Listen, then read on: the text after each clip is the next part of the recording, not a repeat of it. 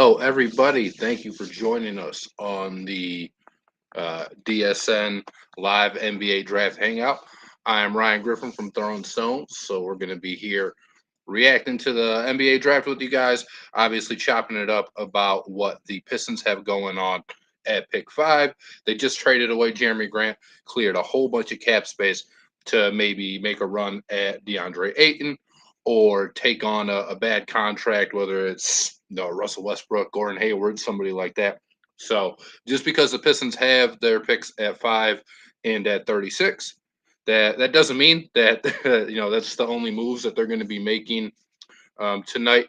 And I wouldn't count on it. I think Weaver will probably be pretty aggressive, and just whatever we see with the NBA draft tonight is going to be pretty epic. I think a lot of stories that aren't Pistons specific either. I know Kyrie Irving and Kevin Durant. It sounds like they're trying to plot to leave the Nets as well. So a lot of stuff to keep an eye on, and just be ready. Woj came on the TV 10 minutes ago and said Jabari Smith, who everyone has predicted to be a lock to be number one for the last like probably 3 weeks or so, even beyond that.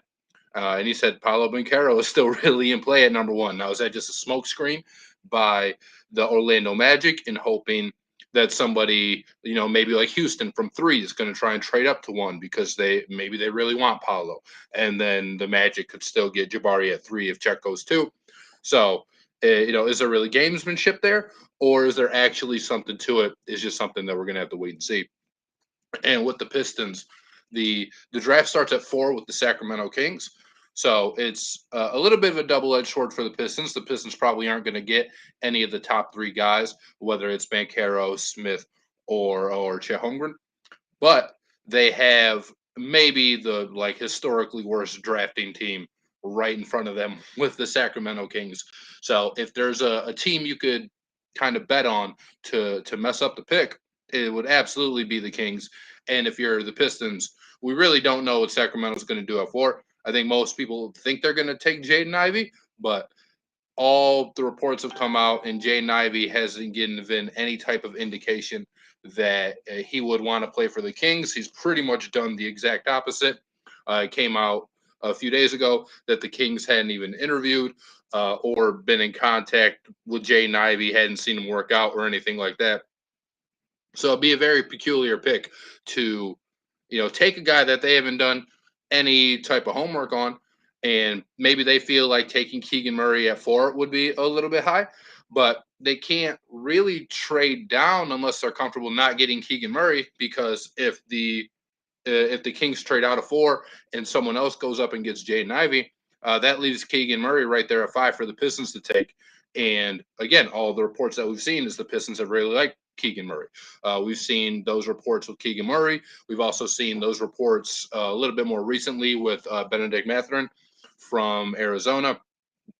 And the Pistons just really, it seems like they have a lot of options. So the draft starts at 4, and the Pistons, I think, have done a good job of putting out guys that they like to either encourage a team maybe to move up to take somebody and give away some assets, but just to also keep other teams really on the fence, right? If somebody really likes Benedict Mathurin and they think the Pistons are going to take him at 5, before when the draft process started, maybe they thought they could get him at 9 or 10, but if they think the Pistons are going to take him at 5 and it's the guy that they really want, I think the Pistons have set themselves up in a good position to even make a trade back, right? If there's not a guy at 5 that they just absolutely love, they've set themselves up to trade backwards and have a team give up assets so that the Pistons can just kind of keep reloading this new treasure chest of assets that they have.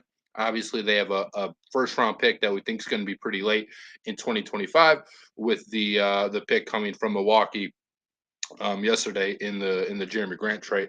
And in this draft, they of course are at number 5. Now, if the Pistons stay at 5, then it gets interesting, right? Who do you want them to pick? And there's a couple options. We talked about Benedict Mathurin, who's been linked to the Pistons. Keegan Murray also been linked. Shaedon Sharpe, Jaden Ivey. those are kind of the four guys I think are in play at five, and you would assume one of those guys goes off the board at four, unless the Kings just do something insane and take Jalen Duren at number four or something. But you would figure three out of those four guys at least are in play because one of them is going to be gone, and there's two scenarios, or I guess two options for me, right? There's the one that I think is going to happen and the one that I want is going to happen. I do think the Pistons are going to end up taking Jaden Ivey because I think the Kings are going to take Keegan Murray at four, and I think Ivey's going to fall right into the laps of the Pistons, and they're going to take him. They're going to have him and Cade be the backcourt of the future, and they're going to roll on forward with that, which I'd be very happy with. I love Jaden Ivey. I think he's going to be a great player.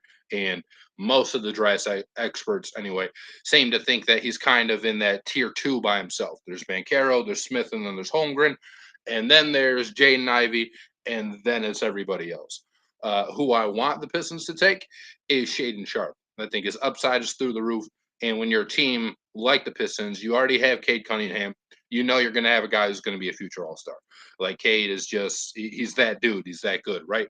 What else you have though is you have Sadiq Bey, who it figures he's a guy that can be pretty good, and then you have a bunch of you don't want to say nothing. There are guys that can probably contribute, but really Sadiq, really Cade is like the only cornerstone guy, and then Sadiq to a lesser kind of extent than that.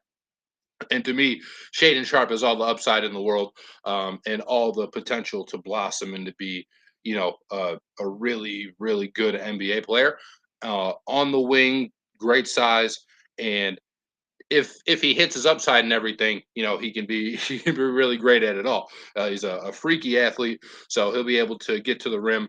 He's super again long, so he projects that if he hits his upside, he can be a really good defender as well. And he's got a pretty sweet shooting stroke, although shots don't always go in. And he didn't play basketball, competitively for the last year, which is of course going to be the biggest knock there on Shaedon Sharpe. But for me, if I'm the Pistons, I fell to five. I was probably a little bit disappointed by it. To me, it's swing for the fences. So that's why I would take a guy like Shaedon Sharpe and then just hope that you hit on him because, in my opinion, Shaedon Sharpe has the upside to be the best player in this draft class, even with the Bancheros and the Holmgrens and the Smiths and the guys that we talked about before. And I just don't see that potential with really anybody else who's going to be hovering around that fifth pick. But let me know. Let me know who you guys want the Pistons to pick. Let me know who you guys think the Pistons are going to pick, and let me know what you guys think about the Jeremy Grant trade yesterday, because we put out our video before the trade happened on our latest episode of Throwing Stones, which you guys can catch on our YouTube channel. We talked about the Jeremy Grant rumors, and this was before the trade happened. And of course, we didn't get number 7 from Portland, which I think was every Pistons fan's highest hope, is that we could land that 7th pick from the Blazers. So we did end up making a trade with Portland, and obviously only got back the 2025 pick from the Milwaukee Bucks, which doesn't project to be very good because they'll still have Giannis Antetokounmpo and probably still have Chris Middleton, and the Bucks will still be a very, very good team in 2025. But it doesn't mean that you can't use that trade for something. And that's, of course, not the only thing they quote unquote traded for, I guess. Technically it would be. But now the Pistons are projected to have $56 million in cap space. And they're already going to be one of the teams that had the most money to play with anyway. But now the Pistons can really, really make some moves. Where, say, you go throw the max at DeAndre Ayton, which I think would be about $32 million, you still have 24, right? And 24 could get you a guy like Miles Bridges as well, where it's not exactly 2 max contract slots, but now you're looking at potentially 2 of the highest free agent, uh, you know, 2 of the most better way to say it, 2 of the most like lauded free agents in this free agency class, like Miles Bridges, Colin Sexton's in there, Jalen Brunson, of course, from the Mavs, and then obviously DeAndre Ayton. And the Pistons have set themselves up in position to go and get 2 of those guys if that's what they wanted to do. But they've also put themselves in asset collecting position where, again, we mentioned at the top of this at the top of this video here, they can go and say to Charlotte, "Hey, we'll take on Gordon Hayward, but you have to come off the two of those first round picks that you guys have." And to me, that's more valuable than it can be more valuable than maybe just getting another pick in this draft because you have more flexibility now. And I still trust in Troy Weaver to essentially, do what he wants to do and make all that stuff work. Troy hasn't really given me a reason not to trust him up to this point. So while I think I was a little bit underwhelmed by the trade at first, you start to look back and it starts to make a little bit more sense. And I like that the Pistons can be super aggressive and can really start building towards the future and get, maybe a pile of assets like the Oklahoma City Thunder have or something. Waterboy asks, should Detroit trade some picks for a high profile player? Not yet, but that's something else that's in play down the line, right? There's going to be some disgruntled star at some point. We talked about Kyrie Irving and Kevin Durant possibly not being on the Brooklyn Nets anymore, and is that somebody that Detroit could take a swing at? Um, with those two guys in particular, I would say probably not because doesn't seem like either of them would really want to be in Detroit. But you can get the next, just disgruntled superstar, whether it's a guy like Karl Anthony Towns, Zion Williamson, just other players that people have kind of been projected to not be very happy. Devin Booker, you kept hearing that he might be the next guy to ask out before Chris Paul got there. But Chris Paul is kind of on his last legs here, and the Suns might shoot DeAndre Ayton into a cannon and then let him sign, here in Detroit. So I think the option and what again trading Jeremy Grant allows the Pistons to do is just build those assets, right? Because that 2025 first from Milwaukee, while again it doesn't project to be a very high pick, it doesn't project to be anywhere near the lottery really, and it is protected 1 through 4. So if the Bucks just have a year from hell and they end up with the top 4 pick, the Bucks get to keep that pick anyway. But it's just it's a pick that you can trade. It's some sweetener that you can add if one of those guys ends up becoming super unhappy, and then Detroit has the assets to grab him, especially if a guy, say like Sadiq or Isaiah Stewart, if they keep improving, then the Pistons are able to dangle those guys out there. And it would probably be tough to see either of them go. I know most Pistons fans are very happy with Sadiq and with Isaiah Stewart, but really the only untouchable guy on this team right now is Kate Cunningham. And if Sadiq and Isaiah improve, and then that star becomes available, that's something that I think the Pistons would probably pull the trigger on. But that could be 2 or 3 years down the line. That's not something that's going to happen tomorrow. You're not going to wake up with a notification from Woj or Shams saying, "Hey, the Pistons just swung a trade for Kawhi Leonard or something." Who would you trade for, Westbrook or Chris Paul, and who would fit better in Detroit? I think Chris Paul would obviously fit better in Detroit. I don't think Westbrook fits well, really, anywhere at least. But I think I would rather trade for Westbrook, not because he's a better player, but because if you're trading for Chris Paul, you might actually have to give up something because he's been really good and he's going to make your team a winner. At least to some extent, he's at least going to get you to the playoffs like he did with that horrible Oklahoma City Thunder team a few years ago. And with Russell Westbrook, it's kind of the opposite, right? If you're taking on Russell Westbrook, you're getting assets back. Now, the Lakers don't have very many assets to give you. So what they're going to give you, I don't think they can give a first round pick away until like 2027. So again, it's not something that you're going to be getting back and you're just going to be blown away by everything that you got with the Russell Westbrook acquisition, I guess. But for that reason, I think I would rather trade for Russell Westbrook because if I had my kind of just as here would be my plan for the Pistons' future.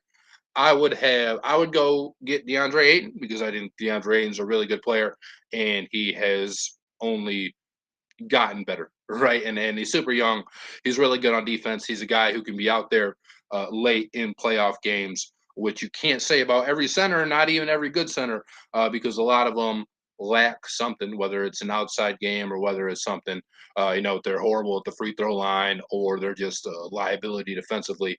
Any of those reasons to take a playoff big off the court typically happens. But DeAndre Ayton's a good free throw shooter. He's a good defender. And while he doesn't shoot 3-pointers, he shot 17 total last year, he has like an 18-foot mid range jump shot.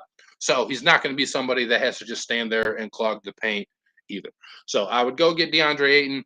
And then I would honestly hope the Pistons are bad for one more year because the guy I want would be Victor Wembanyama, I think is how you say his name, next year, a center from France who I think 7 foot. He might be 7'3" and just an insane wingspan. And seems like a kid that can really, really play. And he's been on a good trajectory. The number one player at his age for the last like 3 or 4 years. So it's not a guy who came out of nowhere, sort of like a Shaedon Sharpe, who was a late bloomer or something like that. It's a guy who's been consistently looked at for that class of 2023, and he's lived up to all the hype that he's had, at least until now. But the Pistons will probably be a little bit too good, especially if they go get Miles Bridges or DeAndre Ayton. The Pistons aren't going to be in position to grab that number one pick, I don't think. But it is, I guess we will see, right? But that would be my dream scenario. But I'd be very much fine with the Pistons going and get like Ayton and Bridges because again, I think those are two guys who are only going to get better in the NBA, and then you have them develop along Cade Cunningham and Sadiq Bey, and now you are rocking and rolling. He said, What does Detroit have to do to make them a championship contender?" Uh, I think I think the path I just laid out is the best way to get the Pistons to be a championship contender. Is hope you get the number one pick next year and then land Victor. But it's hard for any team to say like this is what we need to do because as much as I just said I would like to see Ayton and Miles Bridges in Pistons uniforms, and if we can form that big three and have Sadiq as that fourth guy, well, I think that could be a really good team.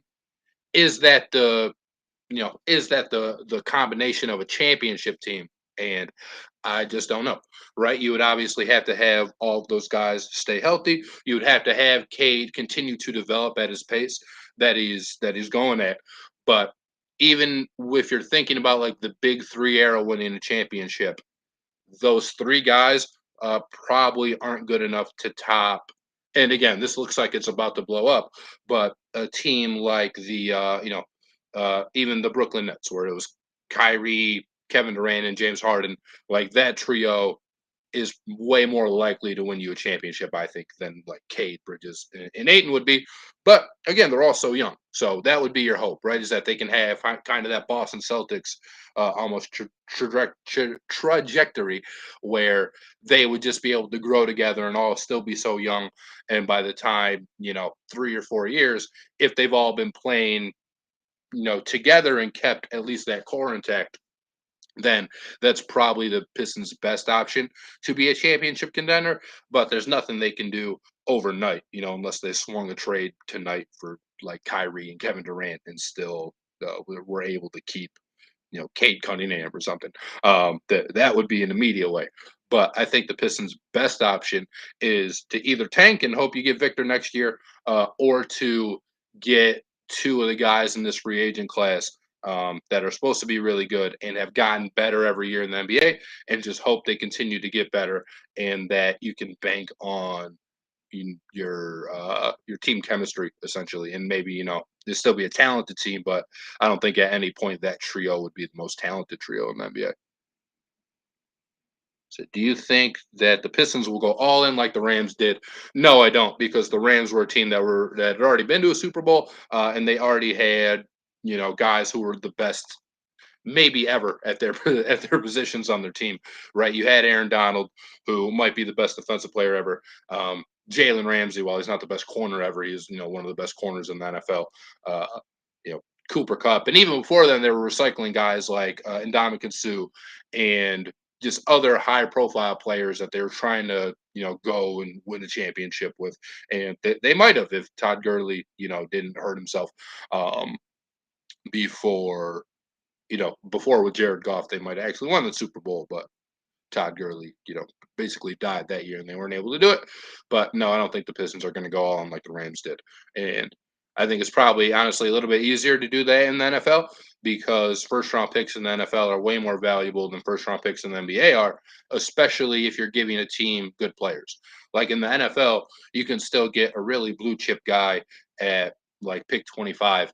And in the NBA, you can't do that. So if I'm a team, if I'm trading you LeBron James or somebody like that, what ends up happening is I give you my first round pick, but you just gave me LeBron James, so now my first round pick is going to be way worse.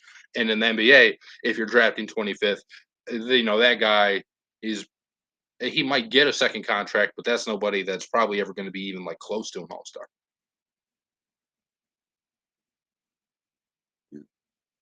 Yeah. And then DSM let us know, yeah, if they only have those two to choose from.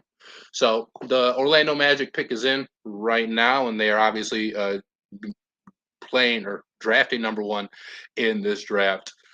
Last year they took Michigan's Franz Wagner and Gonzaga's Jalen Suggs in the first round, and Franz was the much better rookie. So it'll be interesting to see kind of who they pair with that because I do think the Magic have a pretty good young core, and Franz certainly looks like a really good piece for the future, and is a guy who can play, honestly, even like the two through the five almost. So I think any of these guys would fit with them with what Franz, can do, whether it's Holmgren or Smith or Banchero. But who would you guys take number one? Because I thought I think I'd take Jabari Smith number one, and I think that's what's going to happen. But I can see the arguments for all of them, right? I think Chet clearly has the highest ceiling out of any of these guys, just because he's really unlike anybody that we've ever seen. And Banchero, I think, is going to be the best right now. Uh, where I think I don't know if he'll win Rookie of the Year because I do think the Thunder will probably be the best team out of any of these three. And I think if Holmgren has a good year, they'll take winning into account. Like I think the Thunder could, sneak into the playoffs or the play-in or something. Um, so I think Holmgren probably wins Rookie of the Year. I think Banchero will be the best rookie though. But here it is. Who is it? Paolo Banchero. Oh my God. Paolo Banchero, the number one pick. So let me tell you why that's nuts. Because for a while, it seemed like Jabari was just locked in as the number one pick to the point where his odds for number one minus 10,000, right? And then there's this huge swing for Banchero where Banchero goes from being plus 1,600 to like plus 150 in like a day. And then this morning, boom, Jabari Smith minus 20,000 to be the number one pick. And and it obviously ends up being Banchero. The odds probably shifted before that because I'm sure somebody got some intel and put a huge bet down on Banchero. But that is insane, to tell you the truth. And I hope my cat gets out of my light. Hey, leave. Wow, I did not see that coming, honestly. But like you said, I think Banchero is going to be the most immediate impact guy, and again, if things break right for the Magic, I think that's a team who can honestly sneak into the play-in because you have Franz. Suggs is a little bit disappointing last year, but if he makes a sophomore jump, Markelle Fultz has been really good for them when he's played. It sounds like they're probably going to lose Mo Bamba, and I'm not exactly sure what's happening with Jonathan Isaac, but that's another guy who can be a really, really good player for you. And I think I don't know, I think the Magic are in a good position this year, and I am honest to God shocked that they picked, Paolo Banchero, number one. But it just goes to show you, Vegas knew what they were talking about. And so did Woj, 15, 20 minutes ago, saying, hey, Banchero is really in play. I wonder what kind of the deciding factor was for the Magic. It might be, to me, Banchero has the highest floor out of any of these guys. And if I'm picking number one, I'm not going for highest floor. I'm going for highest ceiling. But I think the fit with like Banchero and Franz is really good because they're both amazing passers. And where Franz is good on defense, Banchero isn't, or at least he wasn't at Duke. he certainly has the size to be a really, really good defender in the NBA. He's just lazy on defense at Duke, and he probably has the best all around game of any of the guys. AJ asked, how much does this shake up the draft? I don't think it really shakes up the draft at all, to tell you the truth, because these guys were going to go top three in any order. Right now, what would shake up the draft is if uh, Oklahoma City selects like Jaden Ivey right now. Like that's something that would shake up the draft board. But with the Rockets sitting at three, I assume Holmgren goes too. But the Rockets are sitting at three, and they're either going to get Jabari Smith or Chet Holmgren, which I'm still as fine options for them. You know, they had somebody who was number one on their board, and maybe it was Paolo, right? Or maybe they just figured the whole time, hey, we're getting Paolo, so we're going to be excited about it because he's going to be a really good player. But maybe they actually had Jabari number one on their board, and now they get him. So even though this is a surprise, I don't think this shakes up the draft at all because I think the draft starts at 4 with the Kings. Don says Chet will go number 2, but he will not be great. I believe in Chet. I do. I think Chet's going to be a really good NBA player because, you know, at the minimum, he's going to be a really good rebounder and defender, and he can shoot the ball. Will he ever be Dwight Howard in the post? Probably not. But this is still a guy who I think he has some of that competitive fire to him. So, people are talking about Chet's just going to get bodied around the post, and that didn't really happen too much at Gonzaga. Even when he played, some of the better teams. Maybe if you had a dude who was just super jacked and a senior, older than Chet by 3 or 4 years, maybe he was able to like punk Chet a little bit. But Chet's not a guy that's going to back down. He's going to add to his frame somewhat. Again, he's never going to be probably Dwight or even like what Anthony Davis is now, where maybe Anthony Davis is, too much muscle. On him at this point. But I think Chet's going to be a really good NBA player because I think he's somebody who just works hard, and there's always going to be interest in him, right? Even if he has a pretty bad first 3 or 4 years, and Oklahoma City's like, okay, we're not going to extend you. You can just leave in free agency, or we're going to trade you, or whatever. There's always going to be a team interested in Chet Holmgren. Sort of like there was always a team until recently, because he's kind of old now.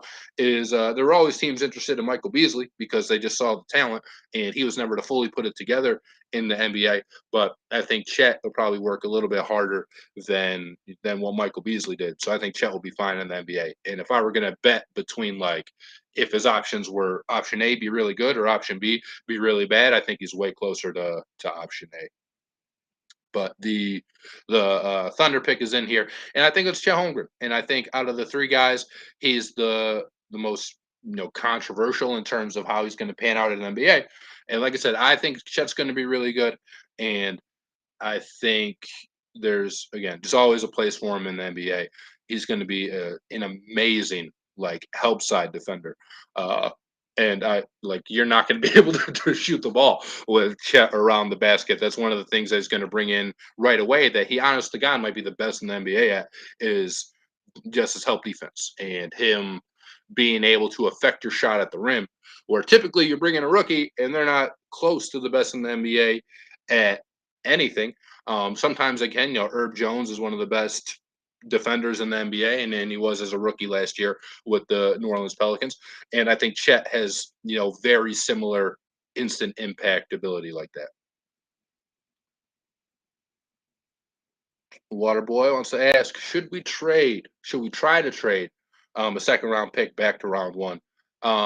We can. I mean, so we're sitting at 36, which is a pretty early second round pick. So we can get into the back end of the first round.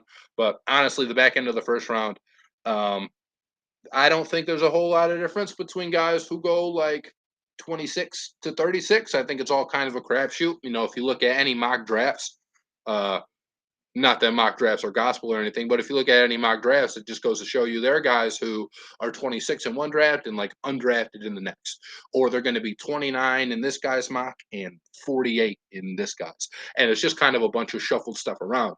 Now, if you like a guy and you don't necessarily think he's going to be there at 36, then yeah, you can pay probably almost little to nothing to go up and grab him because you still have that 36 pick to work with. A couple years ago, the Pistons traded. I think they traded to get Kevin Porter Jr. And then they traded Kevin Porter Jr. At number 30, the last pick in the first round, for like 4 second-round picks, and then they ended up trading those second-round picks as well. So the Pistons can do really anything that they want in the back end of the first round because it's really easy. And second-round picks, you can literally just like buy second-round picks for cash. Don said he would take Jabari in a heartbeat. Again, that's a guy I would have taken number one, but I still think it's a close debate. But I actually said it last year when the Pistons drafted Cade Cunningham. Is not often do you get to have the number one player also have a chance to be the best shooter in the draft, and that's what the Pistons had last year in Cade Cunningham, and that's what Jabari Smith, was. He could easily be the best shooter in this class, and had the chance to go number one, and I think that is a pretty like tantalizing pairing there. So to get that in back-to-back drafts is pretty unprecedented because you look back, at a number one pick like DeAndre Ayton or Blake Griffin, even a guy like Andrew Wiggins. He was never thought like, oh, this guy's going to be the one dude who could be the best shooter here. And it just goes, down the line from any, number one pick, I guess, that you want to say. Like Kyrie's probably an exception. LeBron wasn't like that at all. And again, just any of the number one picks, like it wasn't going to happen that way. I'm actually kind of surprised Houston's taking so long here. I bet teams are trying to trade up, so you have to do your due diligence, but it's Jabari Smith all the way. Like it has to be. Yeah, Don said, yeah, the Pistons could have had Jabari if they landed in the top 3, and they absolutely could have. And that would have made me so happy if the Pistons landed Jabari in the top 3. But it is what it is. I would have felt that way. I mean, I have felt that way about the Pistons dropping out of the top 3 because I think all of these guys are really good, whether it's Jabari, Paolo, or Chet. I think this is the best top 3 that I've felt good about since Zion, Ja, and RJ Barrett. But even then, I didn't think RJ Barrett was really even near Ja Morant or Zion. And I think all 3 of these guys are pretty close. Zion's another number 1 overall pick that you weren't going to look at as like the best shooter in the draft. But Jabari was until he wasn't, right, not the number 1 pick anymore. So he gets thrown out of that conversation. And now things are still just heating up for the Pistons. I'm trying to see if any news breaks here for you guys regarding the Pistons, but I also don't want to get spoiled. I like watching the draft as it unfolds, so I don't like going on Twitter and seeing Shams or Woj or Mark Stein or whoever saying essentially that this person picked this guy at number before the pick is announced. It's just not what I like. I like being surprised. I like watching it in the moment, but it's tough to block those guys because they also usually break the news, the other news, whether it's trades or this team has done whatever, and it's just it is what it is. So like I'm scrolling now to see if they have any news. And I saw both Shams and Woj tweet out who the number 3 pick was.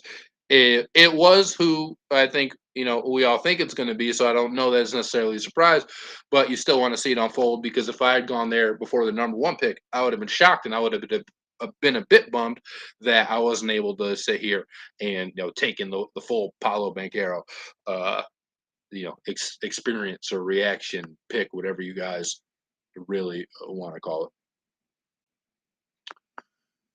So here's where the draft starts to get interesting, right? Is number 4 with the Sacramento Kings, because the Kings, again, they could trade back.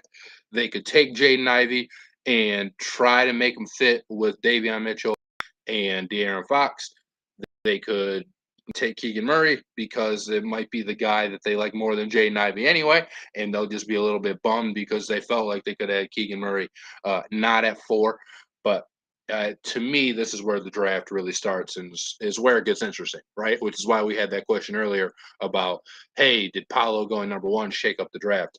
Like, no, because we knew at some point the 3 guys who went 1, 2, and 3 in some order they were going to be 1, 2, and 3. So for the Kings, here's where all of us Pistons fans, cross our fingers and hope the Kings, pull a Kings move on this NBA draft. But so who do you guys want the Pistons to take, or who do you want the Kings to take so that the Pistons absolutely have him off their board, right? Because we talked about there are 4 guys. There's Ben Math, there's Shaedon Sharpe, there is Jaden Ivey, and then there's Keegan Murray. The Kings are going to take one of these guys, you assume, right? So who of those 4 guys do you want the Kings to take so that the Pistons don't have any option? So like for me, I don't like Keegan Murray. I don't want the Pistons to take Keegan Murray, so I'm praying with everything that I have that the Kings take Keegan Murray here at 4, and that way the Pistons are going to end up with one of Ivy, Sharpe, or Ben Math. And I like all 3 of those players. I'm fine with any of those picks. I just don't want the Pistons to take Keegan Murray, so I hope the Kings take that decision completely out of our hands because the Pistons, reportedly did like Keegan Murray, and we talked about this on our last Throwin Stones. You can find this clip on the Detroit Sports Nation YouTube channel. Eventually, at the end of the day, I'm just going to trust in what Troy Weaver has to do, even if he takes Keegan Murray, who's not my favorite player by far of the options at 5.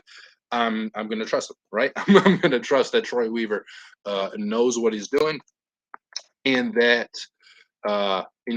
and you're obviously going to root for the guy, right? Even if you think Shaedon Sharpe is the biggest bust ever, if the Pistons take him, you're going to be rooting for Shaedon Sharpe to be a Hall of Famer. And at least for me, I feel like Troy Weaver has gotten enough, has built up enough equity with Pistons fans that we need to say, hey, we're going to trust in him. We're going to trust his vision and what he wants, right? Even if it's not the guy we drafted. Like when we drafted Isaiah Stewart at 16, that wasn't my ideal pick. Isaiah Stewart's been a very good Piston his 2 years in the league so far. And even if you want to hold, I guess, Killian Hayes against Troy Weaver, I don't think you can because I just think Killian's been too hurt and the jury's still out on him. But if you're in the Killian is a bust camp, then you still have to look at, okay, well, he got Isaiah Stewart at 16. He got Sadiq Bey at 19. 2 guys who were they're all rookie teams. Sadiq made first team as pick number 19. And, he got both those guys outside the lottery. Kate Cunningham, anybody could have taken him number 1. And reports are anybody would have taken him number 1.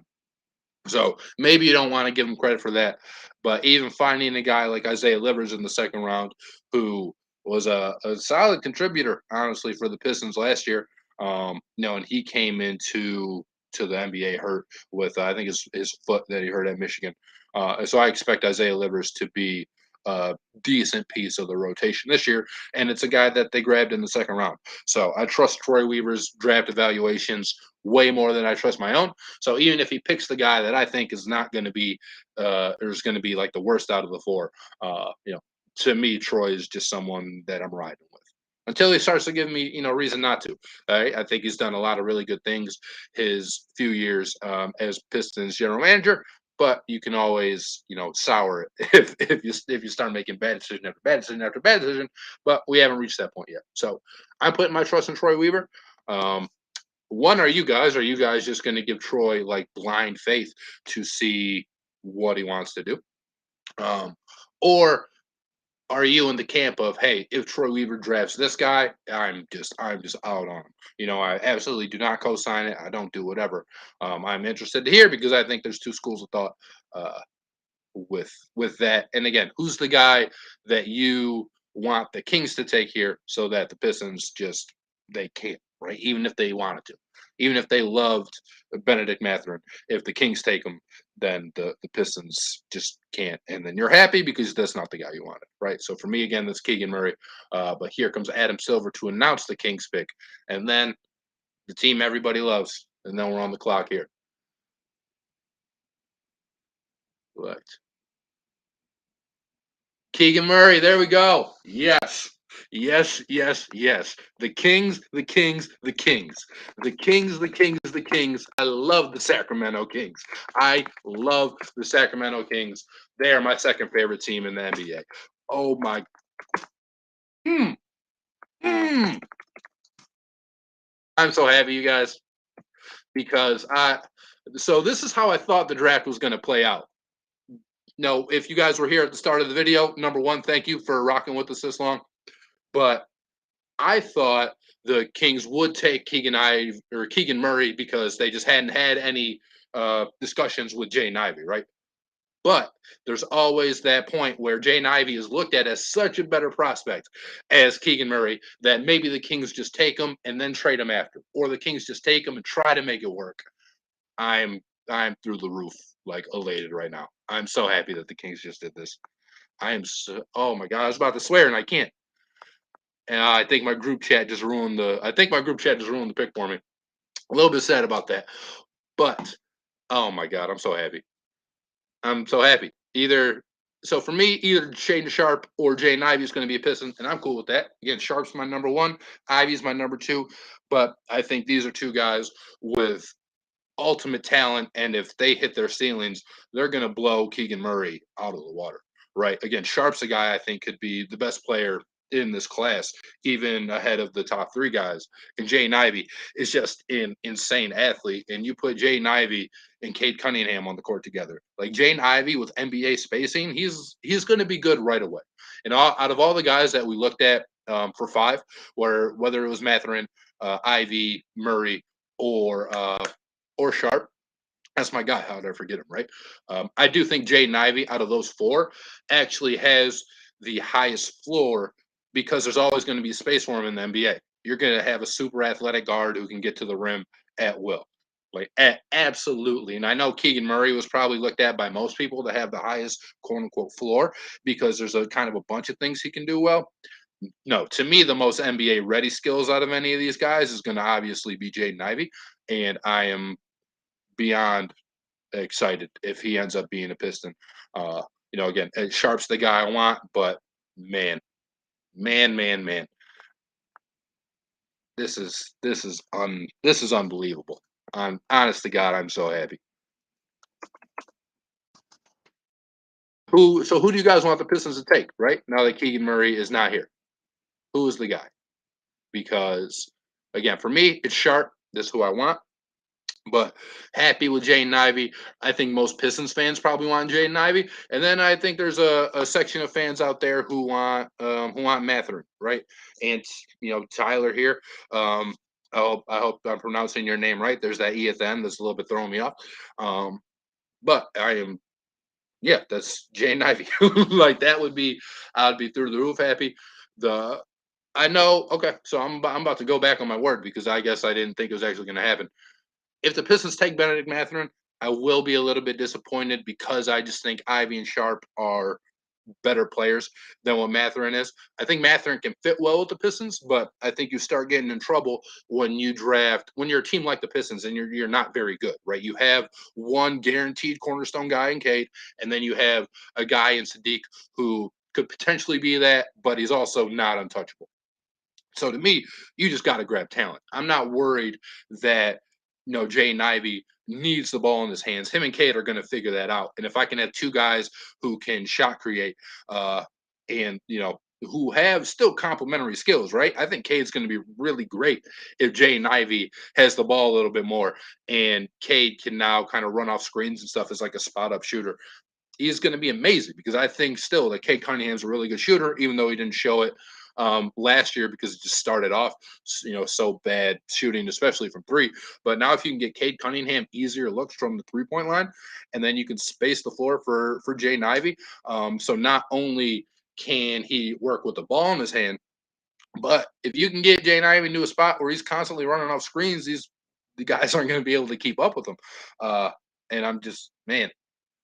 So I think they have some really complementary skills, honestly, and I hope the Pistons take either Ivy or Sharp because again, I just think those guys are so much more talented. And no disrespect to Matherin, but I think those guys are so much more talented than a guy like Matherin or Johnny Davis or somebody like that. But the pick is in here, so I am anxiously awaiting. And again, I think the Pistons just need talent at this point. You don't worry about fit on a team that won what 23 games last year or something. You go out, you get talent, and Cade and Ivy, if that's the pick, or even well, Cade and Ivy really, because the those two would definitely be the guards on the team. It's has is to be like the best young backcourt in the NBA. It has a real chance to be that in a year or two. Um, and if they draft Shaedon Sharpe, obviously he'd be a bit more of a forward or a wing than what Ivy would be. But that would still be amazing to me. And either way, whether it's Ivy or Sharpe, you're going to get just a phenomenal athlete. And one of these guys, they panned over to the table and they're crying right now. So that would be my guess on who the Pistons just called and said, hey, we're going to make you a Detroit Piston. Um, and whoever is next to him, I'm going to assume it's the young man's father, was giving him a pat on the back. So it's probably who the Pistons end up taking, and this is like honestly, it's best case scenario for the Pistons, falling to 5. There it is, Jaden Ivey, your newest Detroit Piston. His mom played for the Shock. I think his granddad was maybe a Detroit Piston as well, or Detroit Lion, or something like that. So he has connections to Detroit. Wanted to play in Detroit, and Jaden Ivey is a Piston, and I can't believe I get to say those words. I can't believe I get to say the words Jaden Ivey is a Piston. Let's go. Let's go. And look, and I don't know if this matters to you guys at all. This is where Ivy like wanted to be, or at least he didn't want to be in Sacramento, right? Maybe he hated Sacramento so much that he was like, "Hey, Detroit, please, please, please." But this is a guy again. His family has ties to the city. He's said publicly that like he would really, really like to be a Detroit Piston, and that is what happened.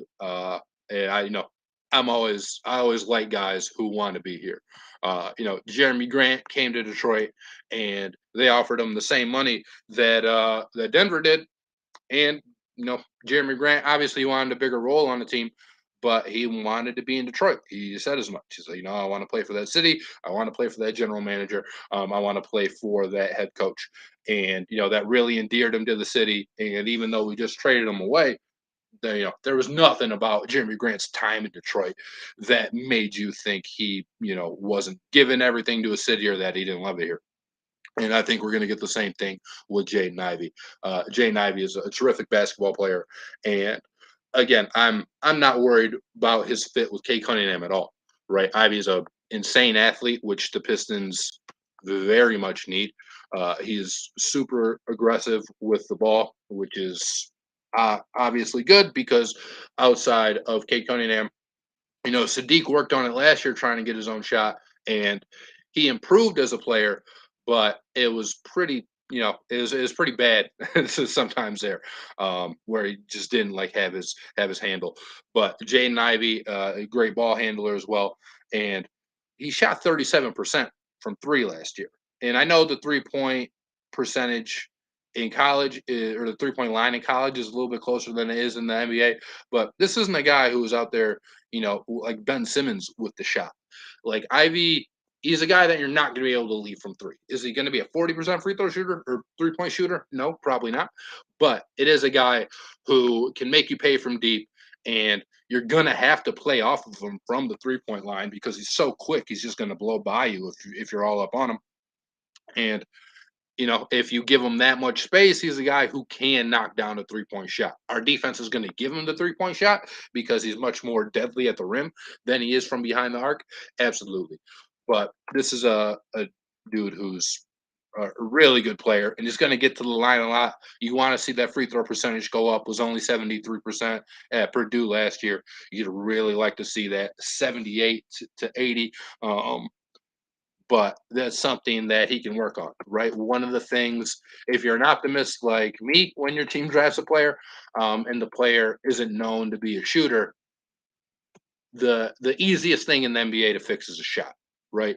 Because you can work with coaches, you can see how it happens, and he's going to get easier shots with the Pistons than he did with Purdue, because Purdue's been a good basketball program, right? They win a whole lot of games, but they were playing with Zach Edey and they were playing with Trevion Williams, two guys who they're down there in the paint. Like, so it didn't give Ivey a lot of space to operate, because he was playing with a more traditional center there. And in the NBA, he's going to have way more spacing than he did at Purdue, and I think it's going to make just a world of difference. And again, I think the shot's going to improve because it's just the easiest thing to improve if you're an NBA player. It's pretty hard to improve like your basketball IQ, especially when you're making quick decisions. And I don't think Ivy is a bad decision maker by any means. I think he can work on his playmaking. Right. I know there's a lot of comparisons between Jaden Ivey and John Morant, because they're both super athletic and they can get to the rim really easy. But with John Morant, I think John Morant was a way better playmaker than what Jaden Ivey was. Uh, real quick, the Pacers, they just selected Benedict Mathurin. Um, Good for them, I guess. And now the Portland Trailblazers are on the clock. And if the Pistons would have gotten number 7 from Portland, I don't think they were close, or else we would have gotten better than 2025 first. Then they could have been looking at Shaedon Sharpe and Jaden Ivey, and I would have been inconsolably happy. Right, there's this window behind me. There's this door right here. You guys would have saw me running down my street, screaming at the top of my lungs with excitement and with glee. And Jaden, uh, so just back to Jaden Ivey. Sorry, I got again caught up in my Shaedon Sharpe love here. Now let's go to the comments. Dylan Bear says, now go crazy and take Gordon Hayward, right? Take on Gordon Hayward's contract from the Hornets and get pick, number 13 back for the inconvenience of having that albatross of a contract on your books. And I would absolutely love that, right? This would be a home run night for the Pistons if they were able to get another lottery pick, and just more assets, maybe even in the future with Gordon Hayward, and like sneaky Gordon Hayward. I know he's not healthy. When he is healthy, he's a really good player. Like, he's a guy who's going to come in and contribute. He's not going to be John Wall on the Rockets, or whoever else. John Wall is the best example, right? Of a guy who is sitting there but doesn't play because the team's not going to let him. Right? The Pistons, if they get Gordon Hayward and Gordon Hayward's healthy, Gordon Hayward's a really really good player. Probably less good than he was before because he keeps getting hurt, and you're not going to be able to count on him for a full season. But uh, you know, I don't think the Pistons would put themselves in a position where they'd have to count on Gordon Hayward to play, 70 games anyway.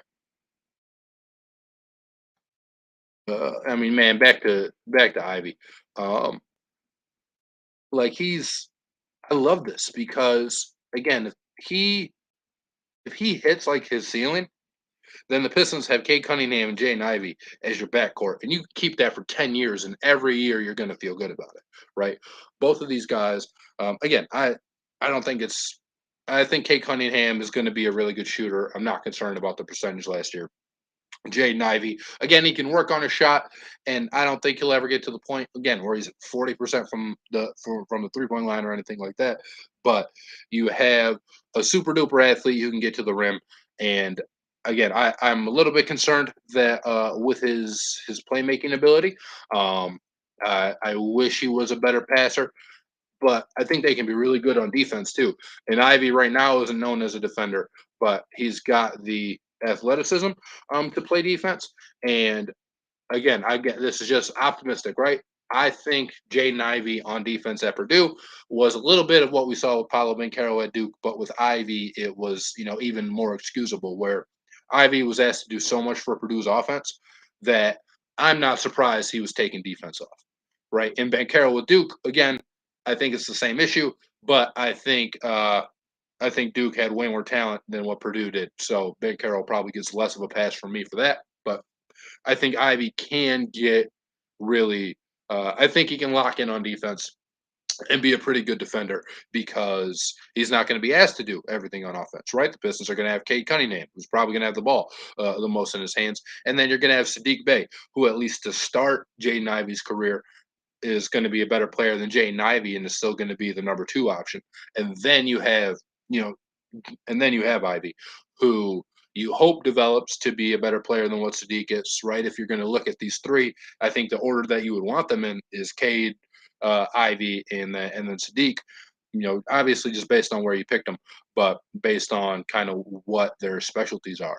But if Ivey can improve as a playmaker, then you have Cade and you have Sadiq running off screens, who and getting more open threes than they got last year, and and then you have Ivey who can just take it to the rim when he needs to, and that is amazing to me. I'm very happy with that pick.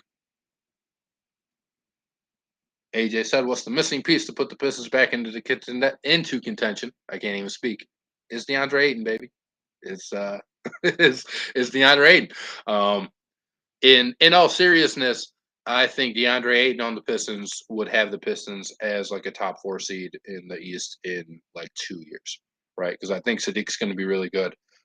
I think Cade's going to be an all star, and I think Ivy's going to be really good. And then you have Aiden, who again he can just continue to get better.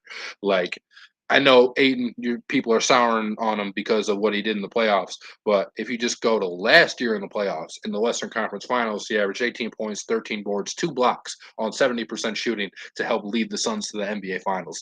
And he was 21 years old at the time, and people just forget that. Or 22 maybe. He's 23 right now. But that's a guy who's gotten better every year, and there's no reason for me to think that he's not going to continue to get better as he enters into like those prime NBA years. So I think if the Pistons go get DeAndre Ayton, which it certainly seems like is the plan at least, then I think in 2 years you're talking about one of the better teams in the Eastern Conference, or at least one of the better starting units. You know, you're still going to have to add some depth, which the Pistons don't have now. But no team that's bad like the Pistons are bad have depth. AJ asked, the report is the Knicks are coming after Ivy. Thoughts? If you want Jay and Ivy, you're going to have to give me RJ Barrett, bro. And I think the Knicks are going to say no way to that. So that's kind of what I think, right? And I'm going to need RJ Barrett. I'm going to need Obi Toppin, and then you're going to have to give me some picks because I know you really want Ivy. It was reported that they wanted Ivy really bad before the draft, and that they were trying to do what they could to get up to move and to get up and move to get him. Like now that I have him, nope. Like you're gonna have to come up uh, off a massive haul if you want Jaden Ivey. I am. I'm trying to find those reports. So as you guys can probably guess, right? I'm watching, but I have the TV muted. So uh, I have the TV muted so that I can, you know, talk to you guys and not have all this feedback pick up. And then the it says the Blazers pick is in, and then I see Shaedon Sharpe's name. But are they just talking about Shaedon Sharpe, or the Blazers actually pick Shaedon Sharpe? Because I was looking at the computer and not the TV. If the Blazers pick Shaedon Sharpe, I think that's an excellent pickup for them as well because it just gives Dame another guy who, if he hits a ceiling, he can score like nobody else, right? He, I think he projects to be if all these guys hit their ceiling, I think Shane Sharp projects to be the best scorer in this draft. And yep, that's who the Blazers picked. So in a couple years, the Blazers are going to have Dame, Shane Sharp. They have Jeremy Grant for this year. Uh, I don't know. I like that fit, and I think they're trying to keep Damian Lillard happy and build for the future. And I think Shane Sharp's really uh, a really good piece to fit that. I'm still trying to find that Knicks and Pistons thing. Let me look on Twitter again. I don't want the draft spoiled for me, so it's a little bit tough trying to navigate it. But here is the Pelicans, right? And now it's the Pelicans are in an interesting position because they have Brandon Ingram, CJ McCollum, and Zion Williamson, which is already a really good three. And now they can add, a guy like Johnny Davis or Dyson Daniels, AJ Griffin, whoever, um, to the mix. Yeah, here it is. Oh man, all right. So I tweeted this out yesterday, and I'm still going to stand by it. Uh, I looked at Twitter. I searched, Knicks Ivey sources. The Knicks are still in pursuit of acquiring Jaden Ivey. Sources said even after Detroit selected the Purdue combo guard. The problem with that tweet is that it is from Jake L. Fisher, who has made a name for himself. With all these NBA aggregation, you know, uh, Facebook pages and Twitter pages and stuff like that. The problem is I never see any of this stuff come true when it comes from Jake L. Fisher. And what tips me off is after there's about a week where all the news that you saw was coming from Jake Fisher. So it wasn't coming from Woj. It wasn't coming from Shams like it does 358 days a year. In a 1 week span, every tweet that you saw was via Jake Fisher, via Jake Fisher. So I just don't put any stock into it. Um, I don't know that he's not connected at all to anybody in the NBA, but I think him, like Scoop B Robinson, to me is the same thing whenever I see their name attached to a rumor or anything like that, I'm just like, okay, I'm not going to put any stock to it. I think they just throw things at the wall, and then if it hits, great, and if not, there's no penalty for there's going to be no penalty if the Knicks don't trade for Jaden Ivey, right? So I think it's just I don't make anything of those reports because of who they came from. I guess is my long answer to that. So you guys stay away from stick with what you know, right? Mark Stein, Chris Haynes, Woj, Sham, like like stick with those guys. You start veering off into Jake Fishers and Scoop B Robinsons. That's when you start to get played more often than not. Yeah, the Pelicans pick is in here, and let's see. Oh, Jaden Ivey. You know what'd be cool about Jaden Ivey too is he'd have that number 23 jersey that Blake Griffin was rocking. So uh, you get a lot of 23s, and a lot of you probably already have 23 jerseys, right? Because Blake Griffin is the most exciting player that we had before Gate came. So you have that. Maybe you can do what that Browns fan did with that. I don't even know who the original jersey was, but the one that has all the quarterback names on the back of it. You could work with that. Who else? Wait a second. Okay.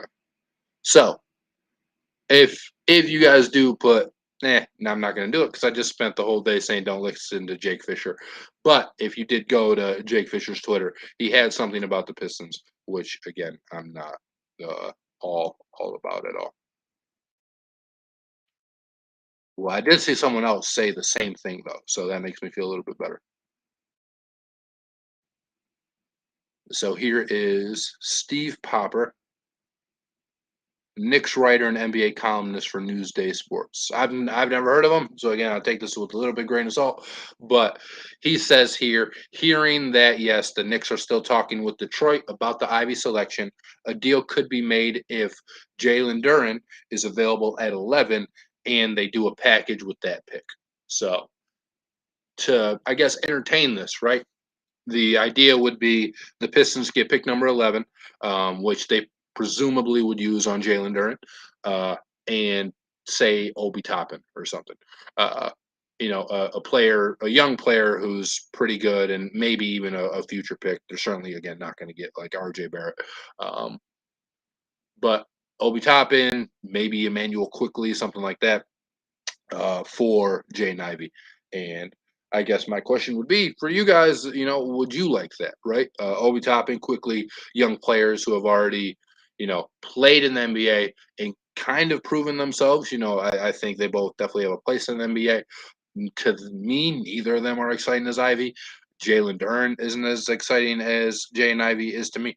But I guess I'm just curious as to what you guys would think about that, right? Because I think most Pistons fans are happy with the Jaden Ivey selection, and then it would kind of be taken away from them for again, for a player, I think most Pistons fans are definitely less familiar with. I don't think there's a whole lot of Memphis basketball being watched, unless they were hate watching Amani Bates or something. But even when he stopped playing, then why would you watch Memphis?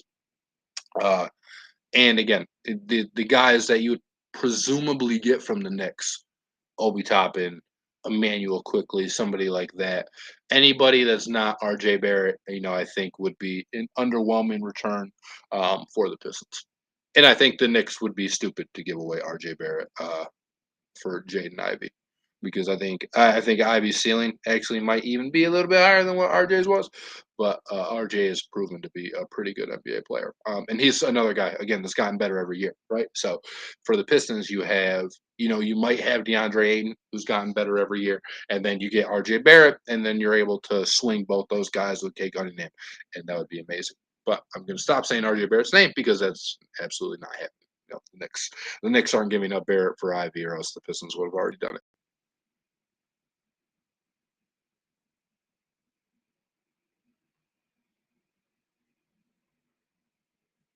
Bad for Ivy. Yeah, someone just said that they'd feel bad for Ivy if he was traded, and I agree. I don't think he'd be again if Ivy got traded to New York though. I think he would be uh, okay with that. It's not like they're trading him to Utah or something. Um, what else? So there was an interesting thing earlier, and I know ESPN put it up on their draft pre-show, but picking after the Kings, can be a historically good thing. The pick after the Kings when they took Bagley was Luka Doncic. The pick after the Kings took they took somebody, and then the next pick was Damian Lillard. And then what was the other one? I'm sure. I'm sure you guys know the graphic I'm talking about. Here it is. So in 2018, the Kings take Bagley number 2. The next pick is Luka Doncic. In 2012, the Kings pick Thomas Robinson. The next pick is Damian Lillard. And then in 2011, the Kings take Jimmer Fredette, and the next pick is Klay Thompson. And while I don't think that means anything, maybe if you're a superstitious person, there's some good voodoo there. And I think with this pick, because Jaden Ivey was always thought to be like the 4th best guy in this draft, and kind of nobody even close to him, I think that there's a better chance it happens this time around than other times. But uh, again, asking Jaden Ivey to be uh, you know asking Jaden Ivey to be Luka Doncic is, of course, pretty insane. And then you guys can go ahead and you guys can click on this tweet right here. There it is, Detroit Sports Nation. New York Knicks reportedly trying to poach Jaden Ivey from the Pistons by our own WG Brady. So, there you guys go. Right, the Pistons, grabbed a guy that obviously other teams want, which I don't know if it makes you feel better. It makes me feel better when other teams want the players that we take, because while you might think most NBA GMs are like stupid and they don't know what we're doing, oh, in my opinion, when most people like a guy, that guy's pretty good at basketball. Um, I don't know how true that is across sports, football, basketball, or football, baseball, whatever. Um, I think I think it's for true in basketball that when everybody is like all in on a guy, then you're you're pretty set and you made a smart decision. Now, I guess the counter to that would be it's the Knicks that are all in on him, and the Knicks typically do not make those good decisions. So who knows? I did think of another thing for Jane Ivey though. What if the Pistons took on Julius Randle's contract and maybe some future assets? I don't know what the Knicks have to give, But is that something you would do where you had a guy who was an all-star, not this year, but last year? Uh, led him to the playoffs, a feel-good story, right? But has an albatross of a contract, so it's kind of that again that Gordon Hayward situation that we've heard about, where you're going to get this pick, and then you're going to get you're going to get this player who is pretty talented, and then you're going to get future picks. So I think that might be in play. The Pistons certainly have the cap space, right, to absorb a Julius Randle contract and still try to pursue DeAndre Ayton.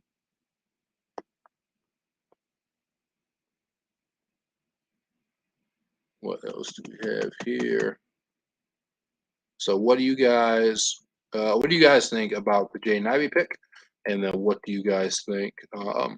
I guess happens with the Pistons for the rest of the draft. Do you think they trade back up? Do you think they grab another lottery pick in the just in what they're doing to take on like a big contract? Because here's something from James Edwards III, a Pistons writer for The Athletic. Sources: the Pistons are keeping Jaden Ivey despite several attempts from rival teams to acquire him. So none of those trade offers that any of these teams made, or at least talked about, right? There was probably not a ton of official offers in the 6 minutes or whatever, but okay. And then he followed it up. It would take a crazy offer for something to happen. Expect Ivy to be a Piston.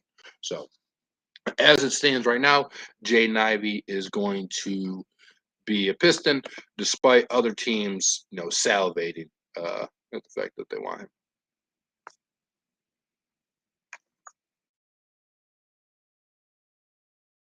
But I know I gave gave some other guys some stuff before about not being reliable reporters. James Edwards is somebody that I trust, especially when it comes to the Pistons.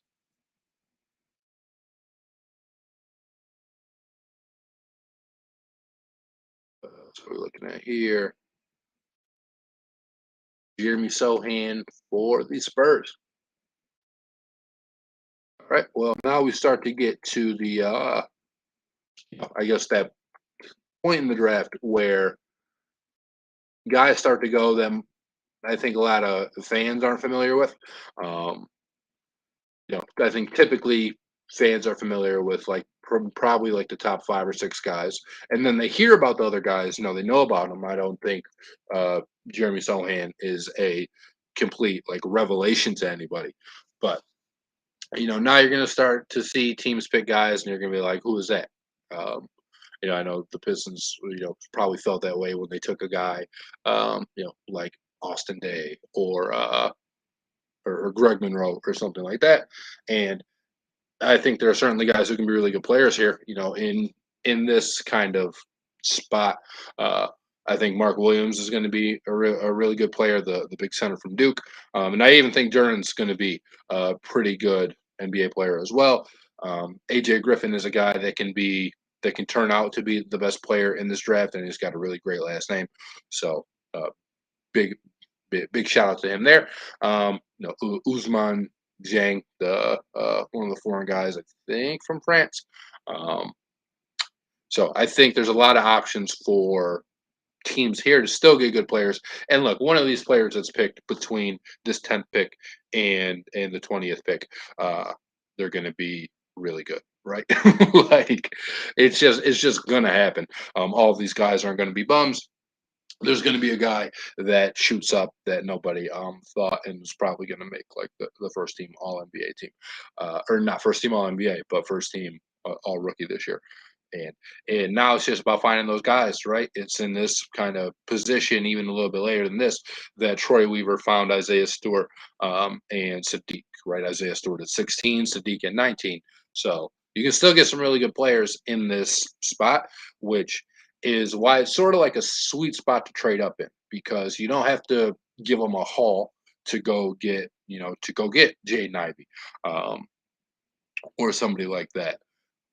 But you can still get, if you identify that player, you can still get a really, really good player and somebody who can help your team. Sadiq as a rookie, again, was really good for the Pistons. And I know the Pistons weren't good at all, but but Sadiq was a like a major contributor um, on that team, and he was picked again. He was picked 19th, and of course, there's going to be things that all these guys are going to be able to work on. But uh, I kind of like that idea that Troy did.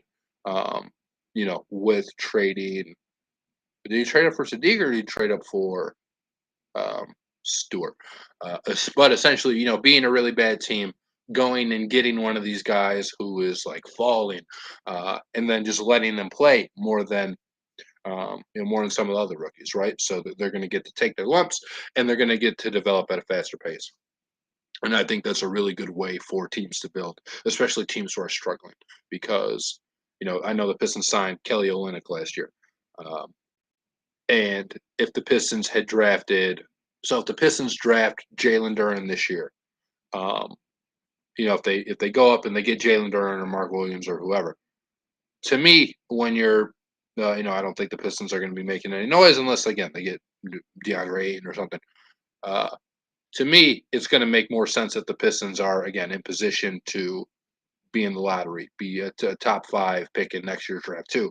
It makes way more sense to just play Jalen Duren during like the back half of the season when you're not any good, than it would be to play like Kelly Olynyk. And I think that helps. That helps some of these teams who've seen in the basement for a long time, um, you know, get out of it faster, is by just allowing these guys to develop.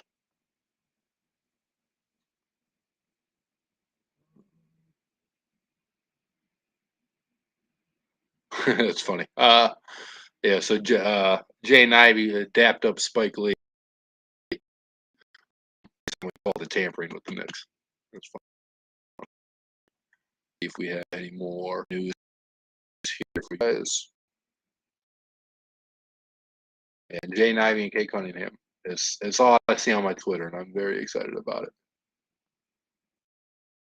And yeah, they have the sky's the limit for that guard combination, and that's why I think as a Pistons fan you should be excited about it, because guards are um, obviously instrumental in winning in the NBA, and Jay Ivey's 6'4", so he's not exactly like a 6'6" shooting guard, right? Um, but he's not a pipsqueak either. And Cade is like 6'7" or 6'8", so he's a little bit bigger. So if you're worried on defense, like how's Jay Ivey going to guard Clay Thompson or something who's what 6'7"? Like he's not going to have to. He's that somebody that Cade can guard, and then Jay Ivey can guard the point guard, and he's bigger than most of these point guards are. So while I've heard Jaden Ivey be called like an undersized guard. My co-host Matt on Throwing Stones, um, he talked about Jaden Ivey being, uh, you know, undersized, and that's why I didn't want a small shooting guard. But affect anything on offense and on defense, again, he'll just switch onto the point guard because Cade's bigger than him. So why would you have him guard, a smaller, or why would you have him guard a bigger guard and the Cade be going somebody smarter? In my opinion. And yeah, Dan Wetzel. So it seems like a bunch of people are real excited about the Pistons. So here's a tweet from Dan Wetzel. Pistons with the perimeter of Cade Cunningham, Jaden Ivey, and Sadiq Bey, plus $43 million in salary cap. Hello. And absolutely right, because the Pistons have that trio on the wing, and then they can go grab, you know, uh, a really good center in DeAndre Ayton, and you would be pretty much set, right? They have some ancillary pieces as well. Killian Hayes, again, I'm a big Killian Hayes fan, but if you're not, I understand. I don't think you're correct, but I think Killian Hayes, especially if he stays healthy, can bring something really good to Detroit and can be another really good defender that they can throw on another team's like best guard. Uh, and Marvin Bagley, who I don't know that he's part of the future in Detroit, but he showed some signs last year, and if he continues to improve, maybe the Pistons do throw him, 2 or 3 years at I don't know 15 million per or something, and just let him, see if he can really contribute in a major way. And they have Hamidou Diallo as well, who again I'm a fan of, but if you're not, I definitely understand because that is probably the most frustrating player on the Pistons to me.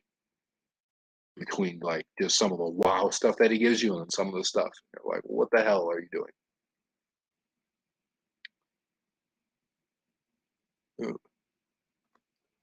Yeah, I guess here's another reality we should talk about, right? If the Pistons grab DeAndre Ayton, is it'll most likely be a sign and trade. Phoenix isn't going to want to lose him for just nothing. Uh, so my guess would be they would sign and trade with anybody. Because I don't think the Pistons are going to be the only team that's looking to give DeAndre Ayton the money that they're looking to give him. So what the Suns could do is just match that with whoever team, and then just sign and trade him away. And if you're a Pistons fan, if you sign and trade for DeAndre Ayton, it's worse than just signing them outright because now you're losing pieces instead of just gaining a really, really good player. And you almost assuredly, one of those guys that would go back to Phoenix would either be Killian Hayes or Isaiah Stewart, would be my guess. Uh, and maybe even like Isaiah Livers, but I hope not because I do like Livers. So I don't know. The Luca Garza maybe would also get thrown in there. Um, that is what I got though.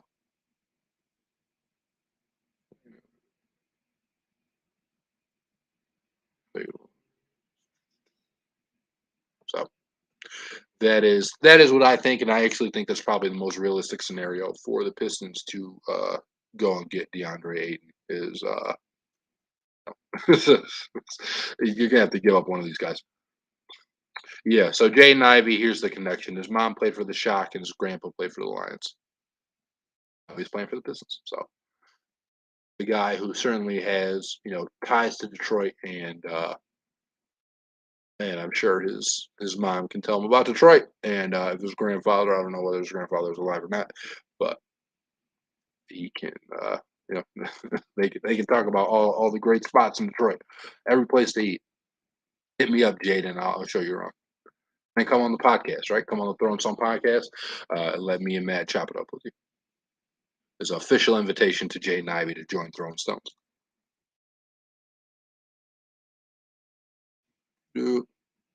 Okay, so the Knicks are trading the 11th pick to the Oklahoma City Thunder, and it does spoil who the Thunder will pick. So I will not do that for you guys. I'll let it come up on the screen here. But the Knicks are trading this pick, which is the pick that they would have traded to the Pistons to try and grab Jaden Ivey. So either way, the Knicks are not here. But this gives the Thunder. I'm going to tell you guys, I guess. But so I've really liked what the Thunder have done with this draft. You know, I think the Pistons are obviously a big winner because they have Jaden Ivey. When in a spot where when the board first came out, you thought there's probably no way you were going to get Jaden Ivey, and now the Oklahoma City Thunder have both Chet Holmgren, who again I think is going to be really really good, and they have Usman Jang, who is just oozing with potential. Um, so I think that's a really good pickup for the Thunder, and I really liked what they did in this draft. And I think, honest to God, that the Thunder had a really good last draft, as well. They took. Oh no, maybe it wasn't last draft actually. I like the Rockets last draft a lot, where they got Josh Christopher, Jalen Green, Alperen Sengun, all those guys.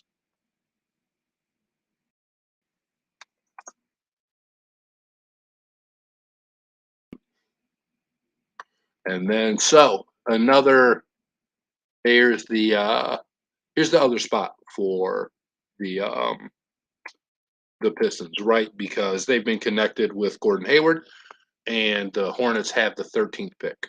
So Oklahoma City is also picking 12th. Maybe this is one of the picks that they sent to New York, um, but the Thunder are picking Thunder. The Hornets are picking 13, and he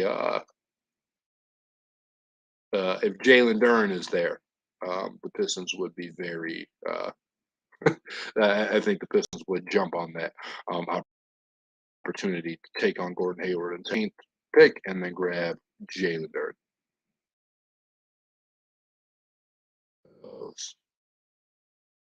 Is this real? Oh my God. Kyrie Irving is expected to find a new team. Oh, by opting in. That's an hour old.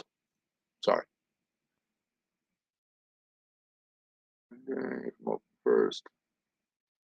But yeah, I want to know if the Thunder are keeping this pick at number 12.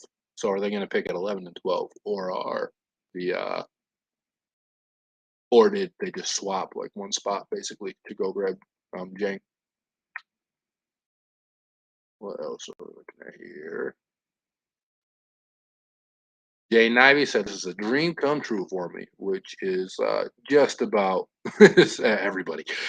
Right, everybody wants to be drafted to the NBA. And apparently Kendrick Perkins said this kid Jalen from Duke, or the kid Jalen from Duke. And, you know, it was after a year after the Moses Moody debacle. What else are we looking at here?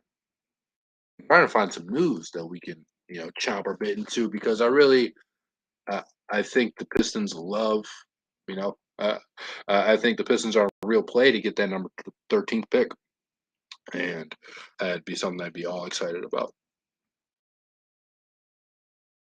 Then you would have obviously two lottery picks, and any of the, whether it's Duren or again Mark Williams, a guy I really like, and then you'd have kind of your backup center for DeAndre Ayton, especially if you know that you have to give away Isaiah Stewart in a sign and trade. You know what I mean? Um, so I think that that would be kind of best case scenario for the Pistons. Or maybe you keep Isaiah Stewart, right, and you just kind of switch all these dudes around. It might seem like there's you know some conflicts there, because if you put Isaiah Stewart at the 4, he has the size to play the 4, but he's not a very good 3-point shooter. And then you get into a position where if you have Ayton and Stewart, or you have like Jalen Duren or something on the court with Isaiah Stewart, then I think you could get into a little bit of a spacing issue as well. But maybe not. But Jalen Duren, isn't a guy who's going to go out and bomb away from three. Again, neither is Ayton, but Ayton at least has that little 18-foot mid-range game. But a guy like Duren, he shot 1 3-pointer at Memphis last year, so it's not it's definitely not in his game. And if he works on it, it's certainly not going to be something that you see happen next year at all. But Durham brings a lot of other benefits to the table. He's a really good athlete, a good shot blocker, and he can score on the inside. And he's good, a help defense, which kind of goes hand in hand with the shot blocking. But if you can add Jaden Ivey and Jalen Duren on your team, then you have so much. You've improved your athleticism, your team athleticism so much. Um, and it'd be honestly kind of a completely different look than even what we just saw last year.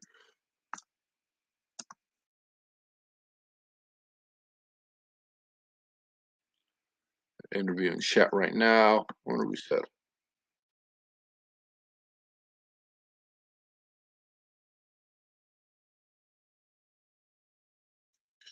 Oh, and apparently Jay Ivey came to the draft in buffs, just like Cade last year. So next year we're going to need Victor to come in some buffs, and that way we can complete our trio. Yeah, there are infinity stones here.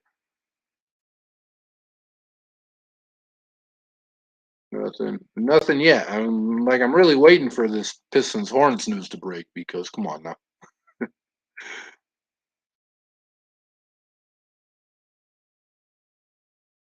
Okay, so the Thunder do still have the 12th pick from that trade with the Knicks. So the Thunder picked what, 2, 11, and 12.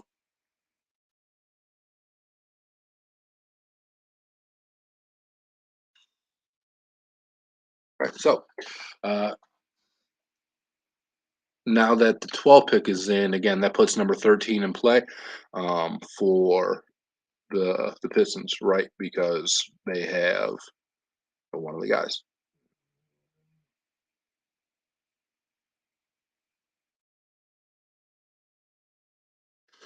Nothing happened, so we'll see. Is that what you guys want, though? Do you guys want to take on Gordon Hayward? Do you want to get some extra draft picks in this draft, or are you good with just getting Jaden Ivey, right?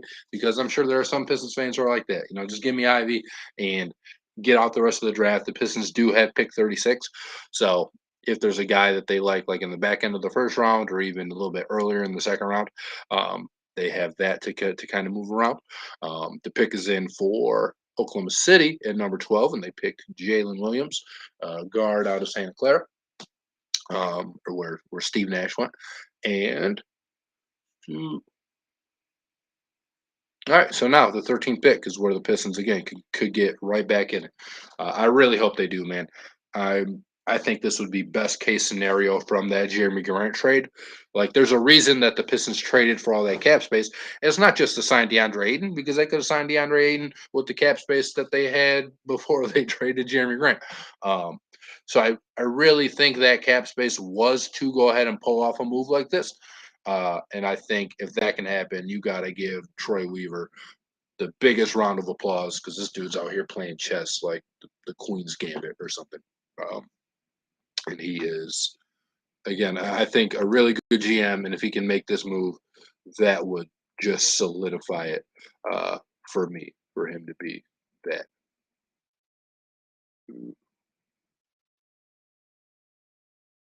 Nothing yet though. And this is again Charlotte on the clock. So if anything's going to happen, it's going to have to happen in the next 5 minutes here.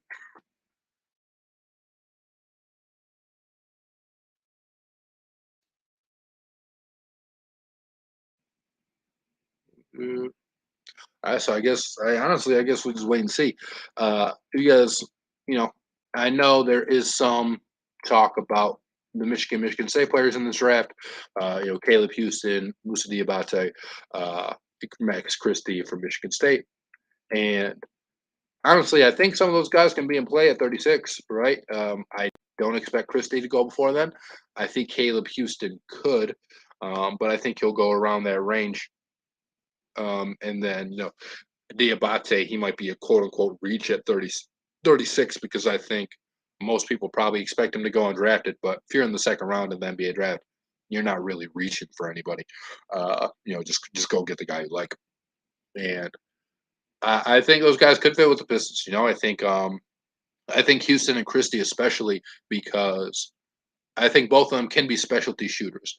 I know they were a little bit disappointing from 3 point range in their college their brief college career.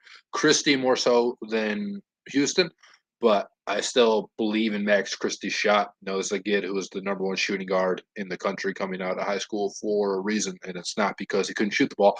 And Caleb Houston, uh, in his it was like a really weird home and away split, but in Chrysler, I think he shot like 48% from three, or something like that. So he's a guy that I think is really um, I think both of them can be used in sort of like an Isaiah Leverage role, right? Where you draft him and then you just hope he pans out to be like a 40% free throw shooter or 3 point shooter. It's the second time I did it today. You hope that they pan out to be a 40% 3 point shooter, and then that's somebody that you can always keep in your rotation. Um, it's similar to like Duncan Robinson. And I know he didn't play a lot in the playoffs for the Heat, but you're not taking Max Christie or Caleb Houston or anybody in the second round with concerns that they can't play for you in the playoffs, right? You're just hoping that they can contribute at some point during the season so that you can move forward and that you can improve your team and that you can pick up some wins. And if these guys get drafted and are able to stick, it will be due to their shooting ability. Max Christie isn't going to blow anyone away with his athleticism. And I think he can be an all right defender. Same thing with Caleb Houston. He's not going to be out here dunking all crazy on people. So, like, if either of these guys stick, it's going to be because they can, shoot the heck out of the ball. Um, And I think both those guys are honestly on play at 36. I think Christie a little more so because I think if you want Caleb Houston, you probably have to look at like again, 32 to 36 is such a so it sounds silly to be like he definitely won't be there at 36, but you can get him at 32. But I do expect Caleb Houston to go back into the first real early in the second, whereas I think Max Christie will be there at pick 36. But would you guys, because you've watched both of those guys more than most of the NBA fans, in the world. Because if you're a fan of the NBA, I assume you're a fan of the Pistons if you're watching this, and if you are a fan of college basketball, I assume it's going to be either Michigan or Michigan State. So, are either of those guys, somebody that want on the Pistons? I would like, both of them. I think, well, again, both of them could contribute provided that their shot sticks around in the way that like Isaiah Livers did. Um, and then maybe they can improve on some other parts of their game, and you just keep them here. But that's the kind of the beauty about the position where the Pistons are at. They have a franchise player in Cade Cunningham, and they're still not very good. So you can take these young projects, whether it's Marvin Bagley, obviously Jaden Ivey, another super young piece that they just added today, and then Sadiq Bey, Isaiah Stewart, uh, and I think they even had Carson Edwards last year. And I like that approach for the Pistons because they know they're a bad team. So they're going to look at guys that they think have talent that for one reason or another, maybe you struggled in college or maybe you struggled in the NBA, like Marvin Bagley, where he just didn't fit with the Kings, but this dude was a number 2 overall pick. And then when he was on the court, he produced pretty well. Could give you like 15 and 8, something like that. If they go out and get him and say, "Hey, it didn't work in Sacramento, but we think you're super talented. Maybe you can figure it out here." And it's always tough to judge kind of the last 20, 25 games of an NBA season if you're a bad team. But Bagley certainly seemed like he was more comfortable here than he did when he was in Sacramento. So those are just guys that you take swings on, right? And are you going to hit on even most of them? No. But if you can hit on two, if you take a chance on 8 guys and then you hit on like 2 of them, it's always going to be low risk, high reward. And I think that's the case with any of your second round picks, right? Because you're not paying them anything. There's never been a second round quote unquote bust because if you picked them in the second round, they probably weren't expected to do anything. Let's see what happened. Pick. Oh my God. Oh my God. Yes, yes, yes, yes, yes, yes. Oh, James, I mean, my man. Hell yeah. All right. So, I'm so happy. Um, James Edwards just said, where is it? Oh, James, here it is. Hearing the Pistons are working on a deal to get Jalen Duren, who's just picked by Charlotte, sounds close. So now the Pistons have Duren and they have Ivey. Let's go. Let's go. Let's go. Oh my God. That is the Pistons are hitting a home run on draft night, man. The Pistons are absolutely they're gonna come out with these articles, winners and losers of the draft. And right now, the 2 biggest winners are the Thunder and the Pistons. I guess you could probably say the Magic 2 getting Paolo, and then the Rockets getting Jabari, right? But right now, the Pistons and the Thunder, to me, are killing this draft, and that's it's not even like I'm sure you say like, "Oh, it's homerism saying it." No, man, I'm just excited about it. I think the Pistons did a really, really good job in this draft, and I think I kind of still think they're not done. The year they had Troy's first year here, they had 3 first round picks. They grabbed Killian, they grabbed Isaiah Stewart, they grabbed Sadiq Bey, and it's tough to tell. I kind of think that's a strategy Troy Weaver likes. Is I'm going to go. He trusts his evaluation enough to go get 3 guys in the first round. Odds are one of them was probably going to suck, right? I don't think Isaiah Stewart sucks. I don't think Sadiq Bey sucks. I don't think Killian Hayes sucks, but there are people that do. So even if you're like, no, Killian's garbage, right? Okay, cool. You hit on 2 out of 3.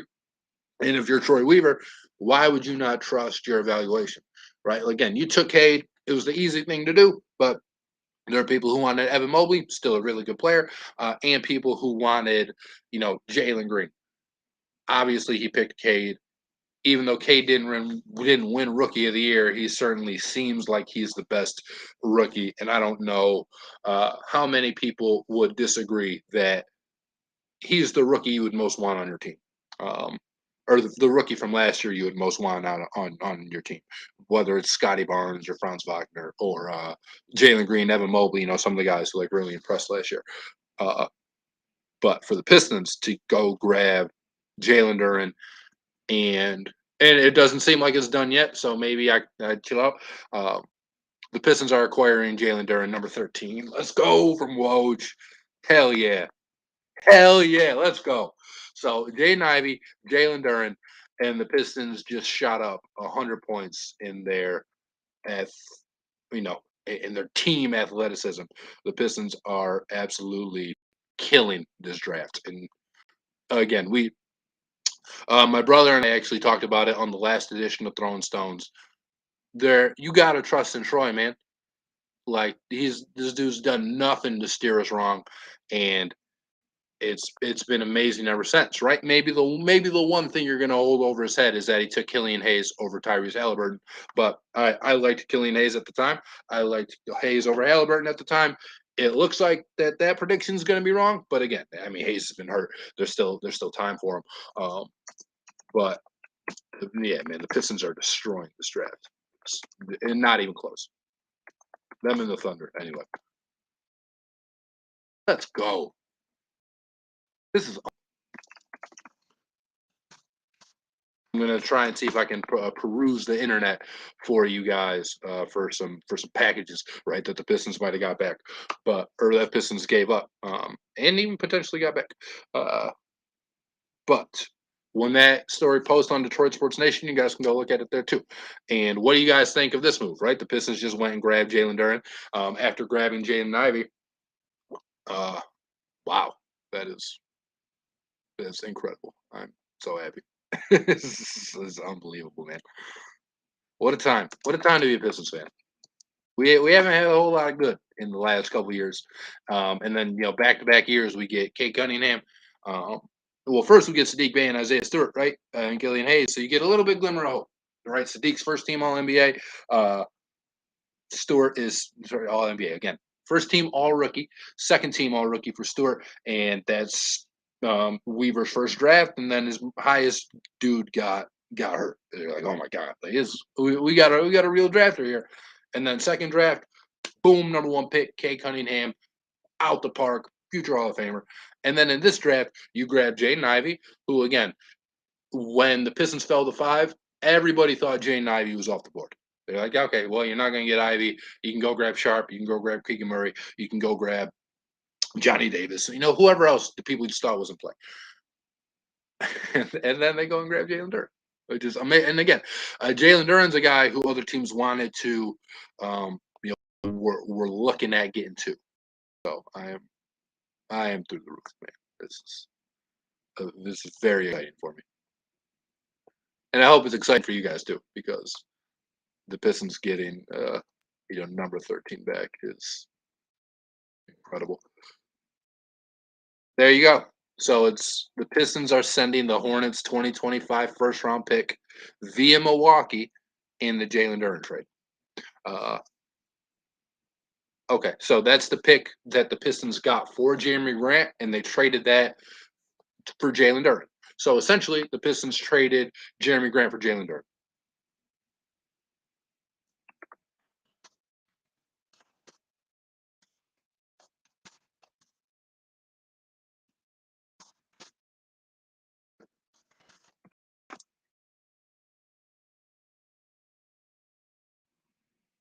So I mean, I would take that in a heartbeat, right?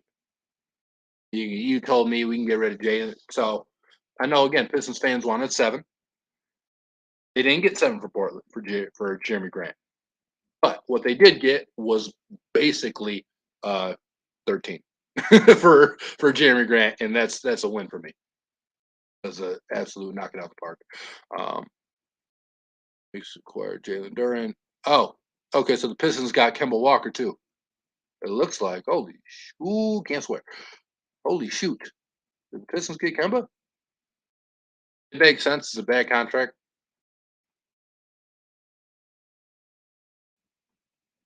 What? What is happening here? What is going on? Okay. So, one of you guys help me figure this out, please, because I'm pretty confused. I saw one tweet that mentioned Kemba, and then one that doesn't, and it seems like there's a lot of confusion. Okay, Knicks are sending Kemba Walker to Detroit. Okay, okay, so now we have Kemba. Got Jalen Duren.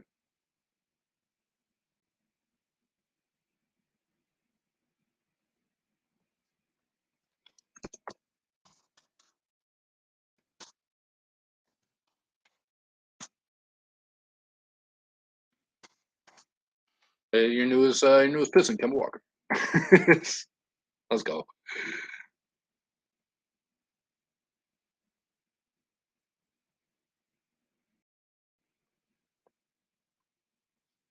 Well, there's I guess kind of your Gordon Hayward, who is hold on, because James Edwards just tweeted something. Sounds like Ivey is staying put. Duren is going to Detroit, and the Pistons take on the contract to Kemba and gave up the Jeremy Grant pick. Okay, beautiful, beautiful. That's a round of applause. That's a round of applause. Oh my God, that's a round of applause for Troy Weaver.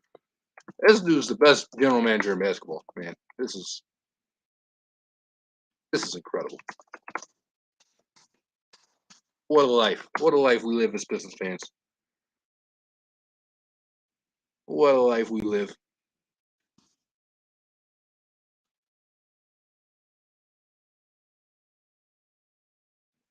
Oh my God, that's beautiful, man. The Pistons are getting Jalen Duren, and the Knicks are more crucially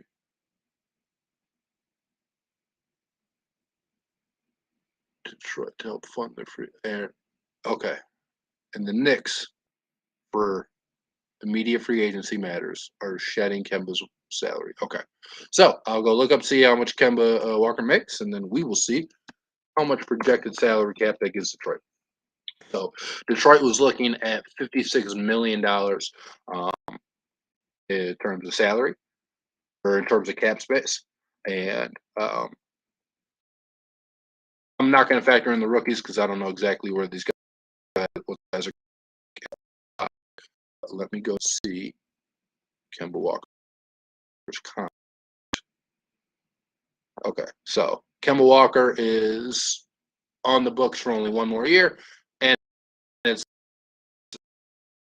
okay, $9 million, so $7 million in cap space. That's awesome. Wait, what? Okay, yeah.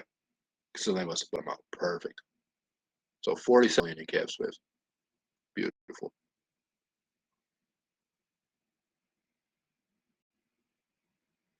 God. So Kemba only makes $9 million.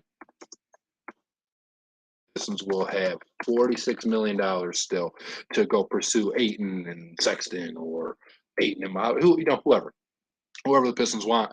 And the Pistons still have Kelly Olynyk, who makes I think $13 million a year, that they can trade away if they want it. You know what I mean? Um, yeah, that's great. That's terrific, dude. Is this not as hype as you like? Is AJ says if only Troy Weaver ran the Lions draft. Well, I mean, this is the Lions had a very Troy Weaver like draft. You know, they went up and grabbed Jamison Williams um, after getting a player that at first people probably thought wouldn't fall to him. So I actually think it's kind of similar to what the Lions gave up, or what the Lions did, and then went and got another guy in the draft. Man, though. Troy. Oh, see, and then the Hornets get their center anyway. So they drafted Jalen Duren, traded him, and now they have Mark Williams. So good for them. Like I said, I actually think Mark Williams is pretty good. I think I like him a little bit more than Jalen Duren, but I like both these guys. To give you guys, again, just to kind of reiterate, Ivey, super duper athlete. Jaden Duren, super duper athlete and shot blocker. And this is, it's the Pistons obviously knowing that they need to get like quicker, right? They need to get more explosive because one of the things, the Pistons weren't a very good team last year. And one of the reasons is nobody can really get their own shot. Sadiq tried, he struggled at points in the year, but, he also had a 50-point game. But that's not really a guy who's so great at creating his own offense. Maybe he'll be better next year with all the practice that he had this year, but it was clearly something he was trying to improve on last year. And there's just times it looks super rough, right? Jaden Ivey can absolutely go get his own shot. Um, and Kay Cunningham's good at getting his own shot too. Uh, and again, just getting quicker, right? And when you're slower than people, you can't really do anything. And while Jalen Duren isn't necessarily getting his own shot, Jalen Duren is an absolute lob threat. Um, you pick and roll him with Cade, you just pick and roll the other team to death, and then Jalen Duren's going to rim run, and he's going to have explosive dunks. Him and Ivy, they're going to be the most exciting rookie pairing that I think we've had in Detroit. Again, even more so than Stewart and Sadiq. Not saying that they'll be better players, but just in terms of like the excitement they'll bring and the dunks they'll finish off, the highlight plays that they'll make. Duren and Ivy are going to bring like just a whole new aspect of of athleticism and really of fun to Detroit basketball.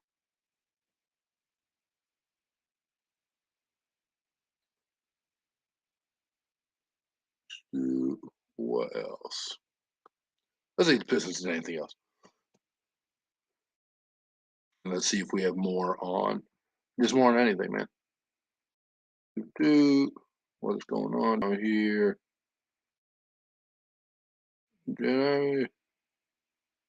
Yeah, so Troy Weaver landed two of his top targets in this draft, Jaden Ivey and Jalen Duren, with the cost of only a future first round pick, um, which is, again, just unbelievable, man. And the Knicks tried to make one last push for Ivy, and the Pistons told him go kick rocks. Good.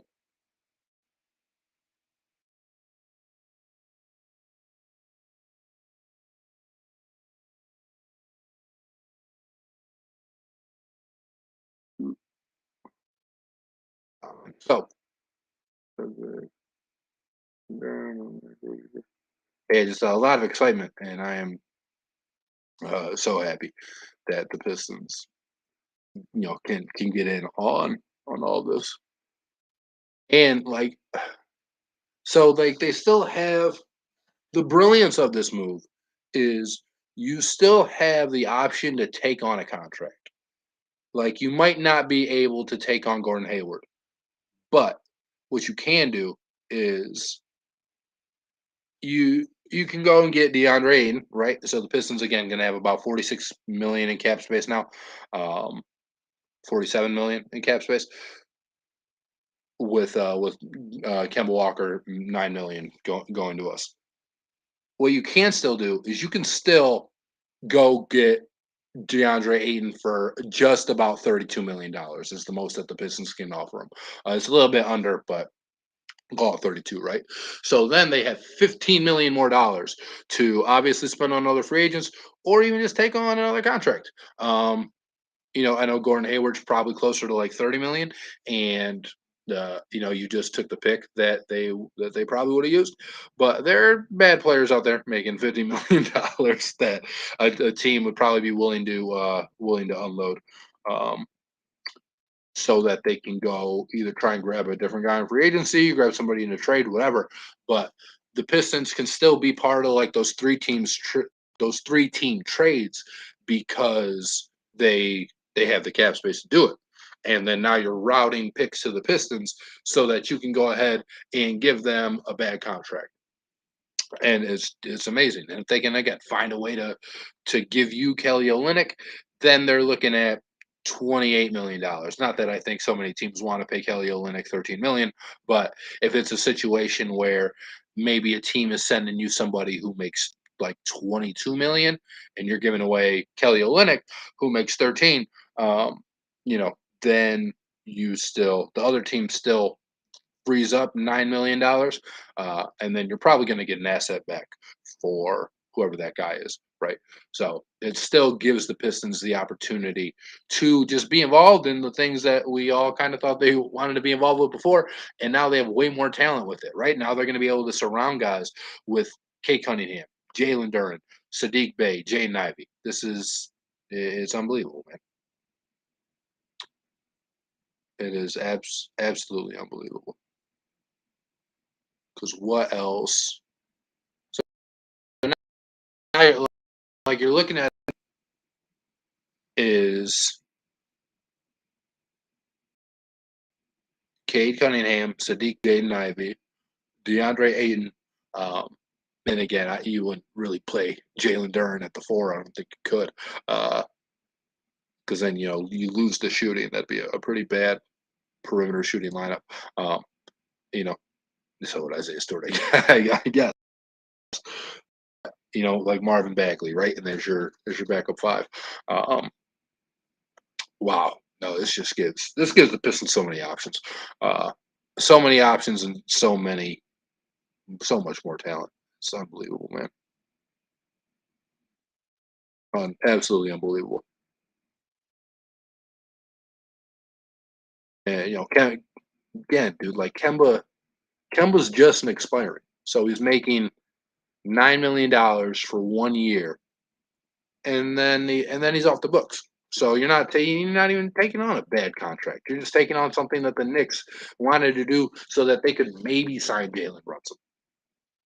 Like it's insane to me that this that Troy Weaver was able to pull this off because it's essentially you got him not for free. You had to give up the uh, the 2025 first, but it's insane.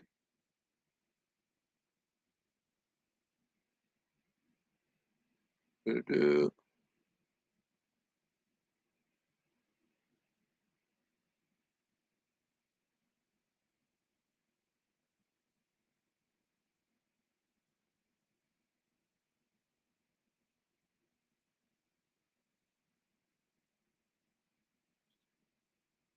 Hey, people are talking about getting season tickets again.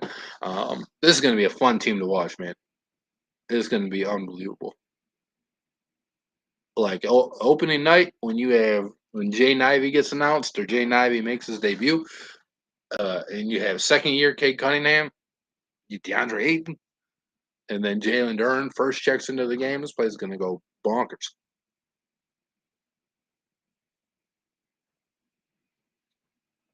What else? Oh, AJ Griffin went to the Hawks. Very. I like to pick up a lot for them. Um, I think where they got AJ Griffin was some real solid value, actually. Yeah, that was really that was a really solid value, um, honestly. And then looking here, oh, this is Jabari talking about the Rockets, and then the Rockets are up again. So good move there. Milwaukee Knicks.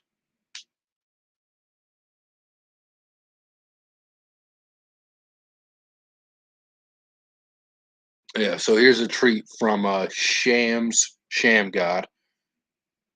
Says so the Pistons will have Cade Cunningham, Jaden Ivey, Sadiq Bey, Isaiah Stewart, Killian Hayes, and Jalen Duren all on rookie scale contracts.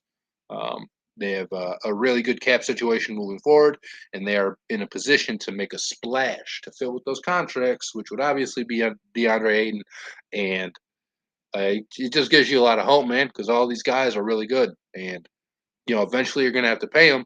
But if you're going to pay them, the the thought is someone else is going to pay him, right? So if the Pistons are looking at giving Isaiah Stewart, say, $20 million a year, another team's going to want to. So you can sign and trade Stewart. You can trade Stewart like before that contract is up. That way you can get some real value back because if you're trying to give him $20 million a year, odds are he's a pretty good player, and it opens up so much for the Pistons' future. Um, honestly, man, it, it's crazy. And apparently, so according to Tony Garcia, who is a sports reporter for the Free Press, Troy Weaver just now in the media room said, "I don't think we're done yet, but so far so good." And that was after the Pistons grabbed Jalen Duren. So maybe more to come. Holy God. Troy Weaver is the maddest of mad lads right now.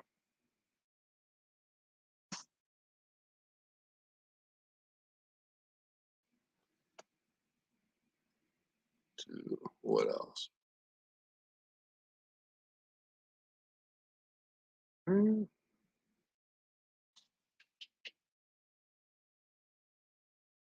It says the reason the details of this trade are coming out so slowly is because Troy Weaver keeps calling the Knicks back to make sure it isn't a prank. Sorry. Troy Full. Yeah, dude. I think, man, like he doesn't have the success to back it up. But if you want a hot take, I think Troy Weaver's got to be a top five GM in the NBA. Like, I mean, no, he doesn't have the rings that like Bob Myers has, right?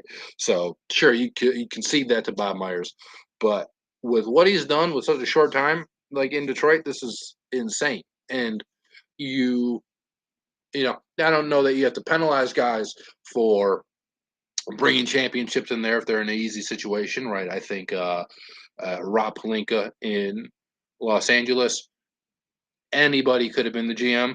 The Lakers, in my opinion, and got LeBron James and Anthony Davis.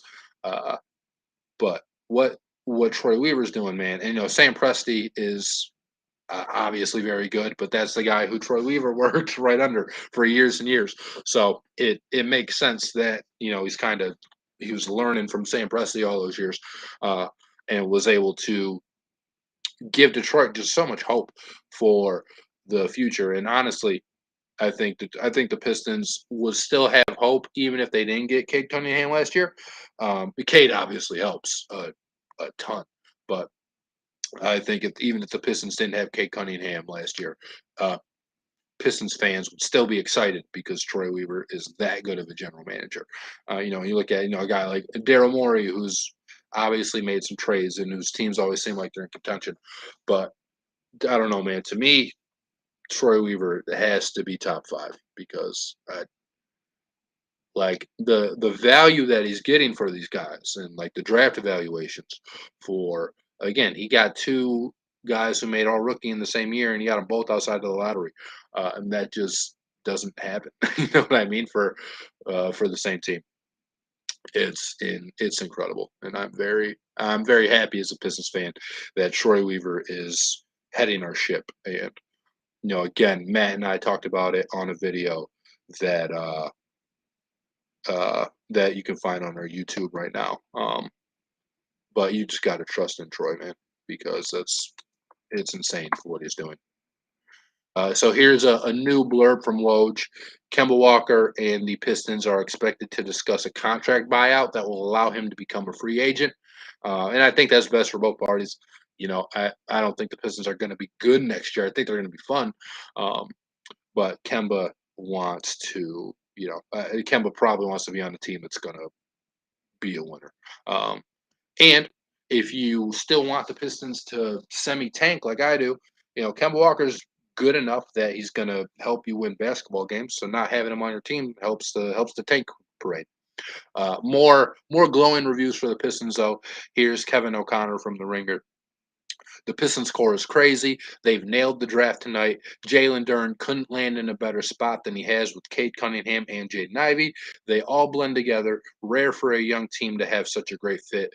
My goodness, the pick and rolls they're going to run together, and that's what it's all about, man. Is the Pistons acquiring so much young talent that they can just go ahead and run teams.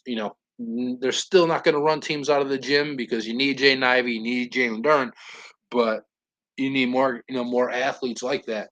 But now the Pistons are going to be able to play way more fast paced, especially when these guys are on the court together. And if they all grow like they can, then the sky is the limit because the Pistons have that's a really good core.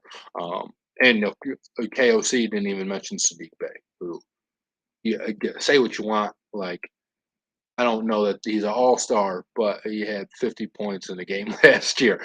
And it's a dude who can get a bucket. He can be a flamethrower from three-point land. Sadiq Bey is certainly part of this team's future. And if Sadiq Bey ever ends up not being a part of this team's future, then that probably means you gave him away in a trade and he got you a really good return because I think Sadiq will keep improving to the point where, he's around like those unhappy stars in the future that demands a trade, right? And then a team will look back and they'll be like, oh, well, Sadiq Bey is available. And I think he can continue that type of growth to be that trade chip for the Pistons.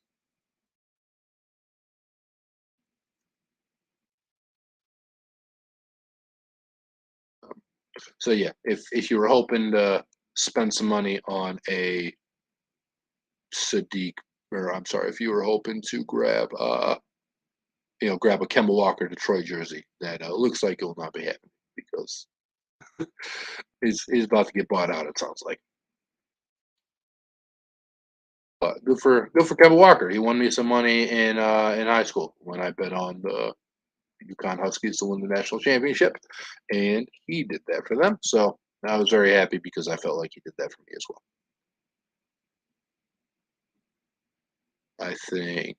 I do think that Troy Weaver is absolutely the best general manager. Um, well, you have Troy Weaver and you have Steve Eiserman, I think, are the two best GMs in Detroit, and I really like Brad Holmes too.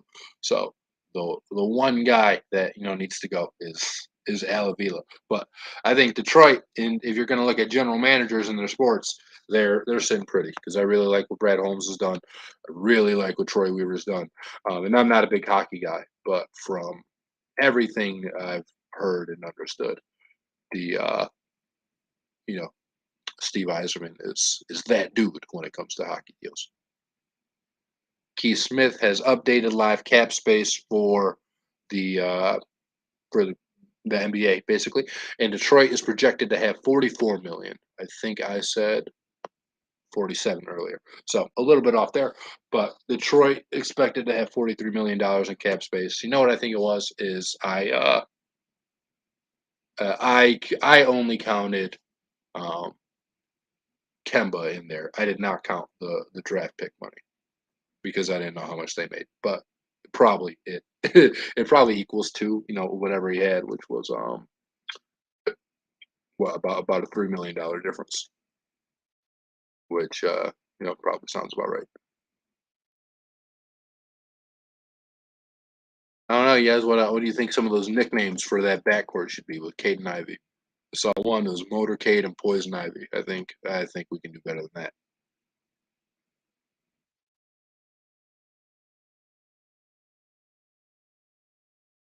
You can get real lazy with it. Just call them Cade and Ivy. Sounds a like a Netflix superhero show. Or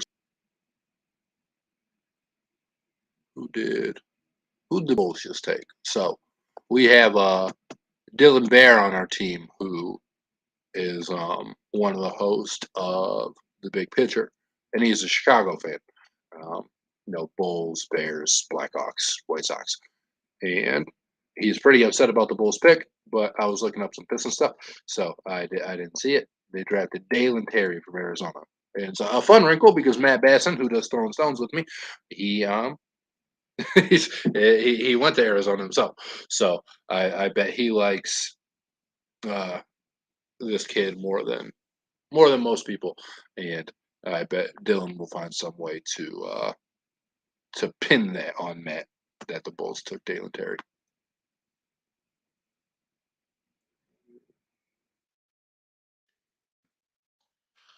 Who's looking like the best? Who's looking like the best player available still in the draft? See, um, there's Ty Washington, who I like. I don't know so much about Malachi Branham. Um, I don't like Jaden Hardy, who I see is coming up here.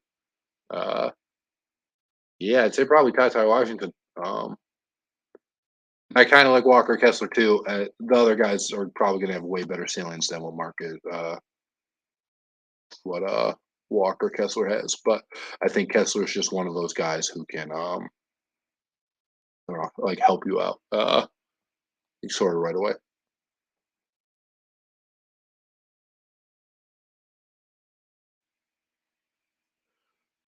Oh, Malachi Brandon went to Ohio State. Shows you how much I pay attention. I knew EJ Liddell did, but I didn't know so much about Malachi.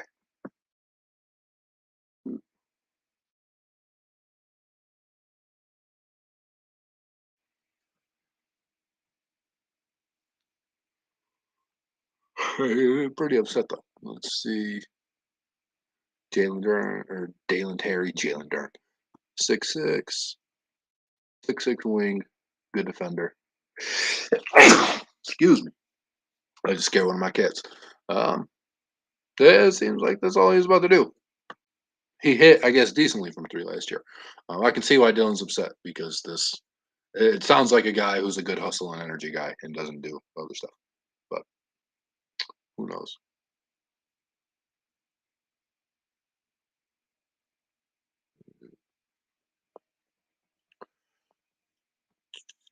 Shaedon.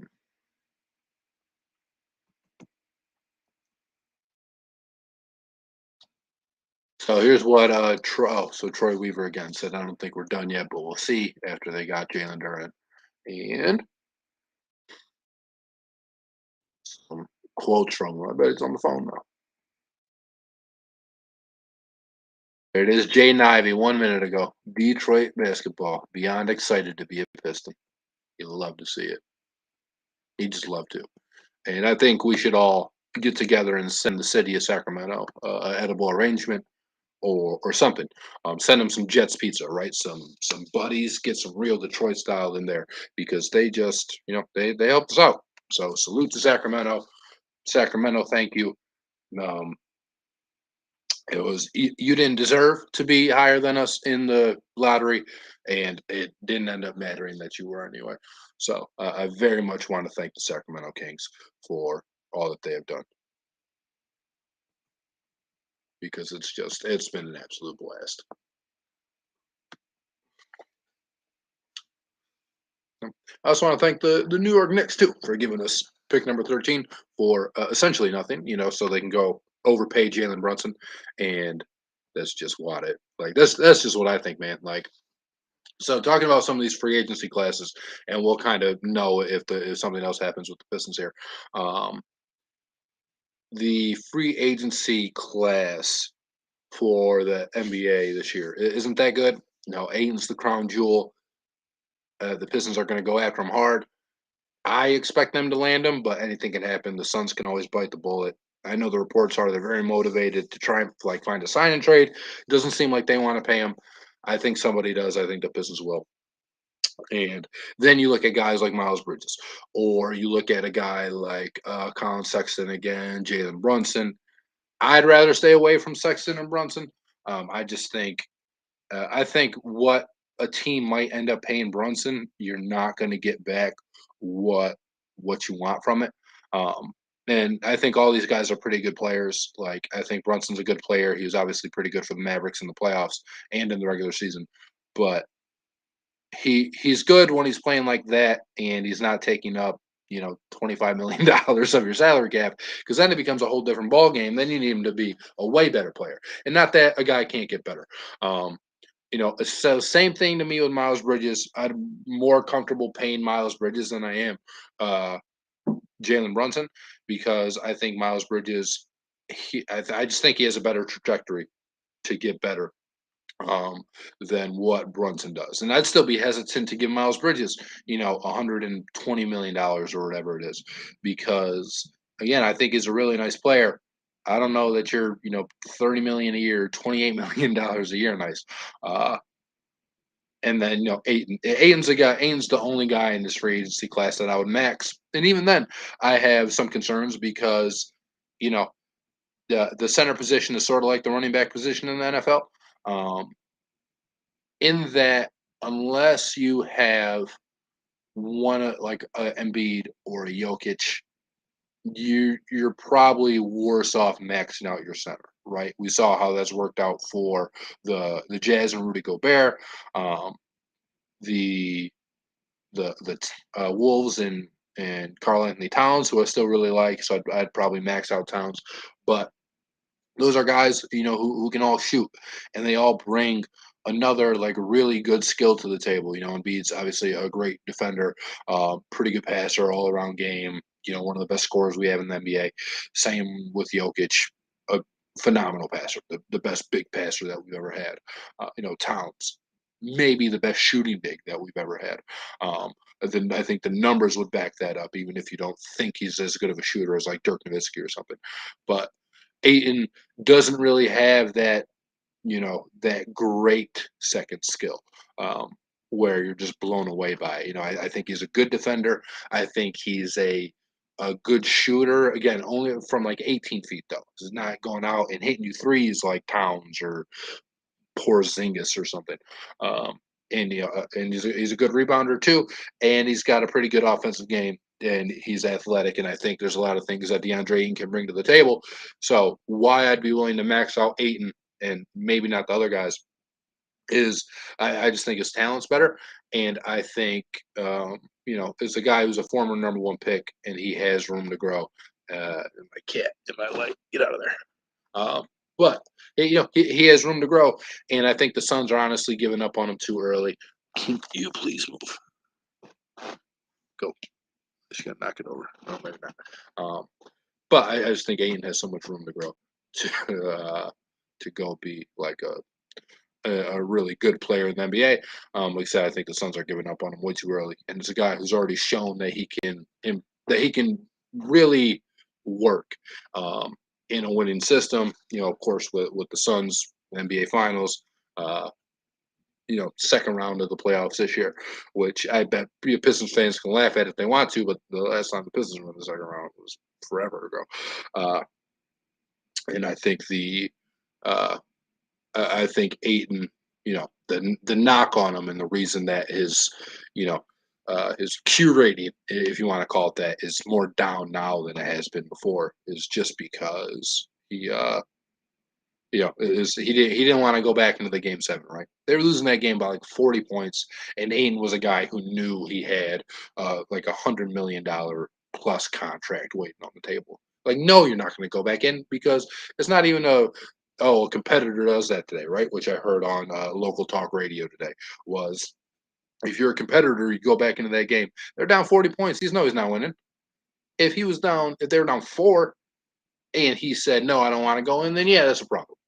They were down 40. He knew they were losing that game. He knew literally the only thing that could happen is that he could get hurt, right? Because nothing positive is going to happen in that game. They're not going to come back and win. Nobody's going to be like, oh my God, look at Ayton. He came back in a 40-point blowout and they only lost by 32. Like, that was never going to happen.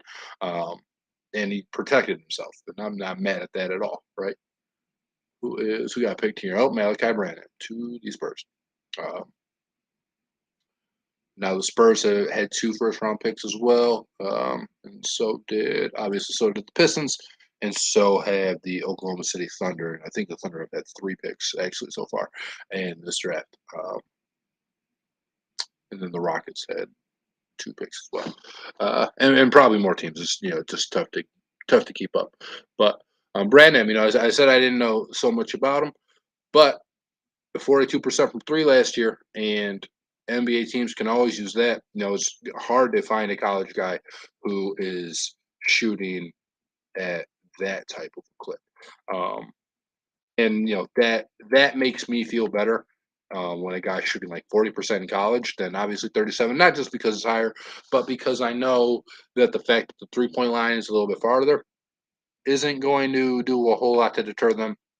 And Branham, 83% free throw shooter, basically, which is a good sign and good indicator for his shooting ability in the NBA. So if he can come down and knock down shots, he'll he'll be able to find a court no matter what. And let's see here. He's got a 6'4" and 195. So yeah, not the biggest for a guard, but he's not like a pipsqueak out there. So uh, after not knowing much about him, after doing just a bit of a quick blurb, um, the shooting is something that really stands out to me because if you can shoot the ball like that, again, you're gonna be in the NBA for a long time. And I trust in Troy. Print the shirts.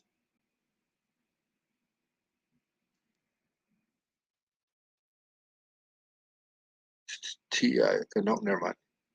I was about to spell something that was gonna be the acronym for Trust and Troy, but yeah, better not do that. Better not do that. Get us all in a whole bunch of trouble.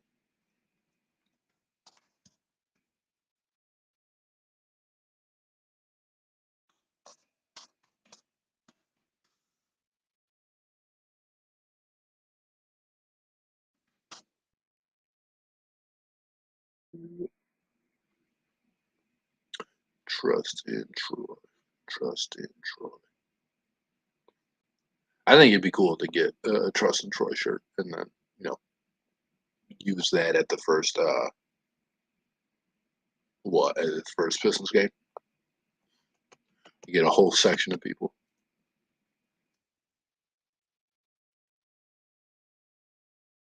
Here's the Nuggets pick. So for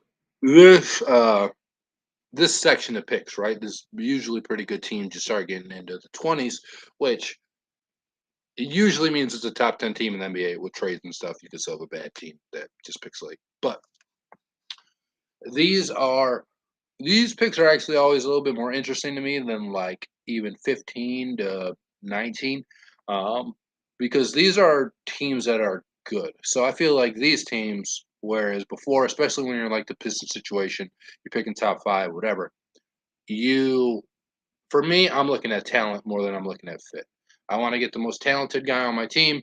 I'm going to worry about fit at just a different point. And because one, again, my team's probably not very good if I'm picking top five. When I'm a team, so like right now the Nuggets are on the clock. It says the pick is in actually. If you're the Nuggets, you're looking at a guy who can do probably looking at a guy who can do a specific thing for you that you know you need next year. So you're like, hey, we know we're really weak at shooting. Then they would have grabbed if he was available, probably like Malachi Branham. Or if they're like, oh, we need a better perimeter defense because the Clippers are going to be healthy next year and Paul George and Kawhi are going to go crazy. Boom, then they're going to take, like Dalen Terry again, who's the guy who's off the board. But just to give you an example, so that's why to me these are a little bit more interesting because it hones in on guys who really have specific skills. Not saying that's the only thing that they can do, um, but it's guys who you might see in a playoff series like next year. And you're like, oh my god, like I didn't never expected that from them. But because they're in such like a specialized role on a good team, there's really no pressure on them, right? It's the thing that they've been doing best their entire life. So whether it's shooting, defense, rebounding. Like that's this the only thing we're asking you to do this year. In the off season, we're going to work on some other stuff, right? We're going to try and get you a post up game, maybe have you be a little bit better passer, shooter, because you can always use distributors and shooters. Uh, but these guys, like, it's interesting because these are the guys who are going to affect more playoff series than like than Jaden Ivey will this year because Jaden Ivey's probably not making the playoffs this year. Chet Holmgren probably not making the playoffs this year. But when you look at whoever the Nuggets are about to pick here, he might work his way into the rotation and like no, like you guys can't bench me the entire series. Like I gotta end up playing, and we'll see who this pick is in a minute. But I kind of like that. Here it is, Christian Braun, guard from Kansas. So let's go see what Mr. Braun's strengths are. He is looking at. Where are you at?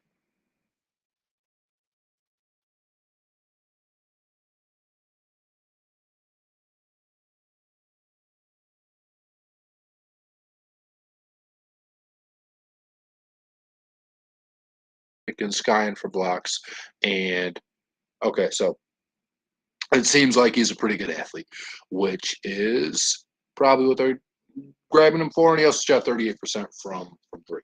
So if the Nuggets here are thinking like, hey, we need to get more athletic and we need a guy who's just going to kind of fly around the court, who can do a couple things. You're not going to ask him to play 25 minutes in the playoffs, but maybe he can give you like 10 solid minutes or something like that, which is, again, I think just pretty interesting because I think that when you're looking at like 15 to 18 or something, and even, no, I guess the back end of, uh, you know, the back end of the lottery, really.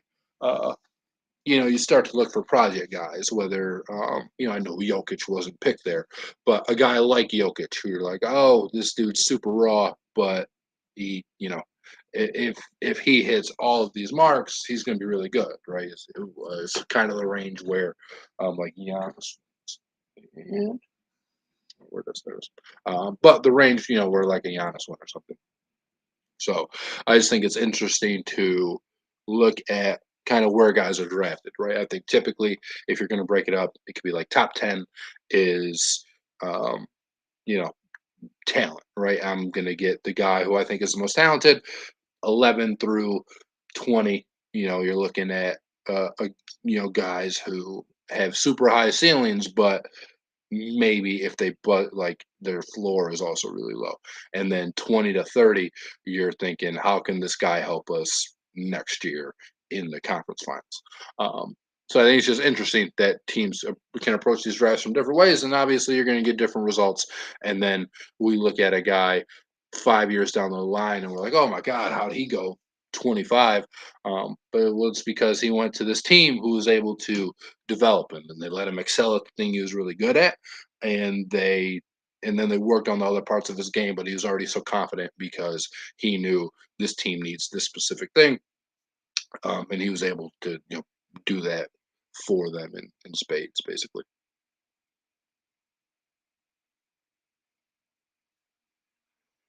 Yes.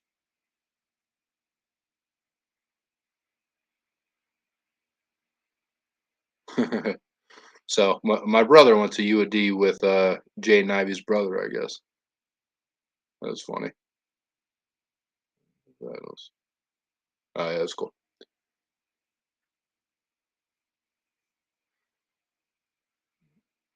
Seeing if we have any more news for the Pistons, right? Because it's what that's what I'm worried about. I'm worried about Pistons news.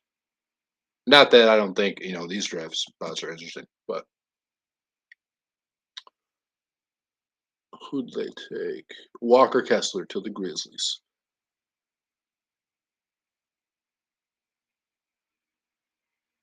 Ooh,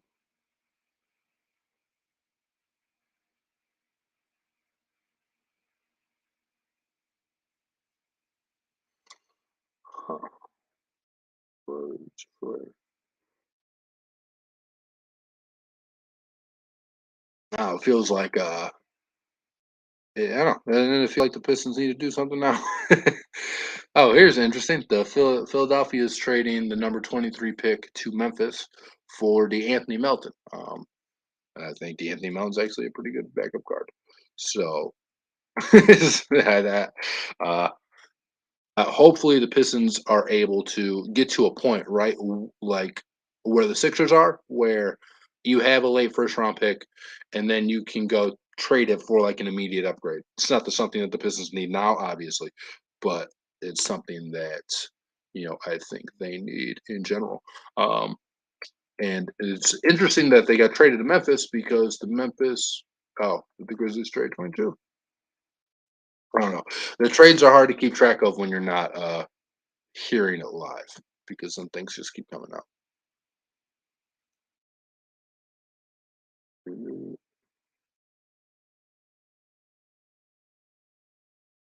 What is going on? Yeah, but yes, I actually like that move a lot for Philly. And again, is I hope, and with Troy Weaver, I trust that it's a position the Pistons are going to be in a couple years to go ahead and like grab. Um, you know, a backup guard for a late first round pick. Say you make it to the second round, you had conference final dreams, maybe NBA final dreams, and that doesn't happen, right? You end up losing the series, so you go out, you get an immediate upgrade because any of these rookies probably aren't going to help you.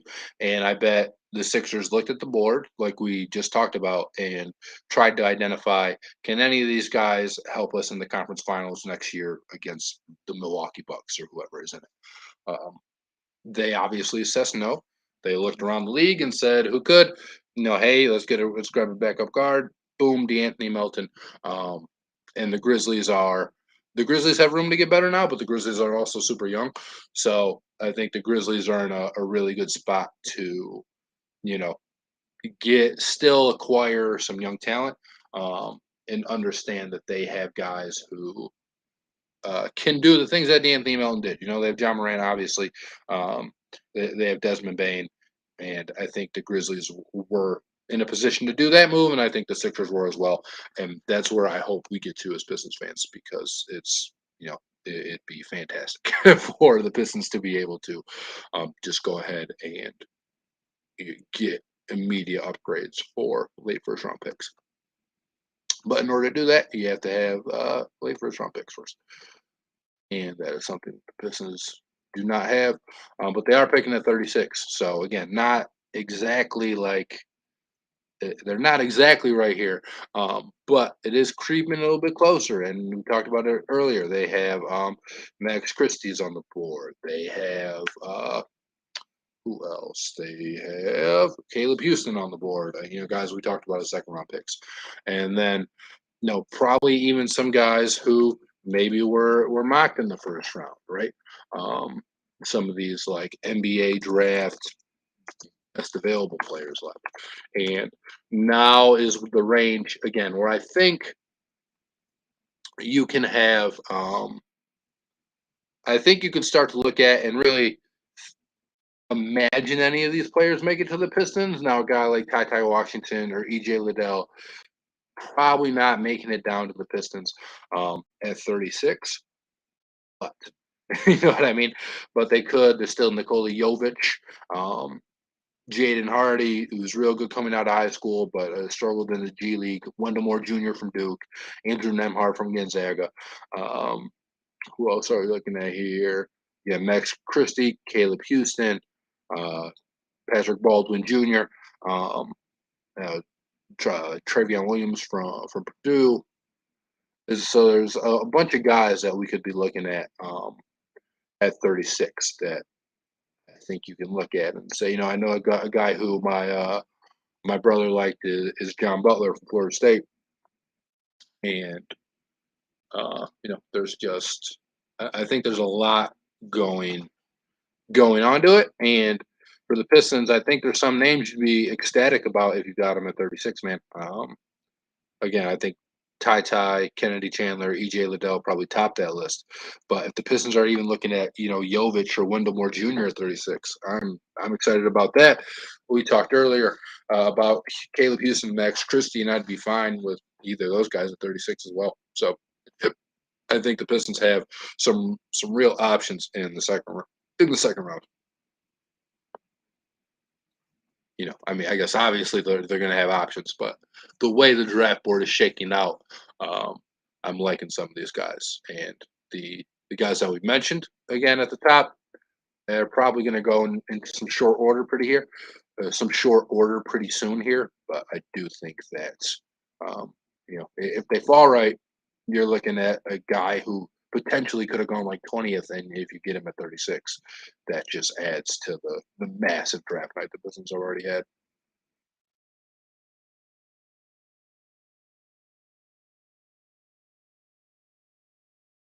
Oh, so the 76ers also traded away Danny Green to Memphis to get D'Anthony Melton.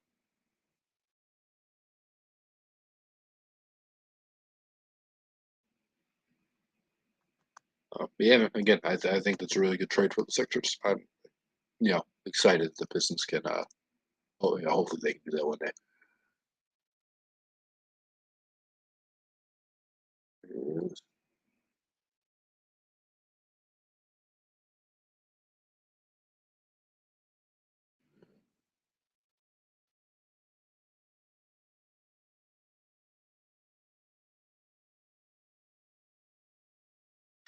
That's good.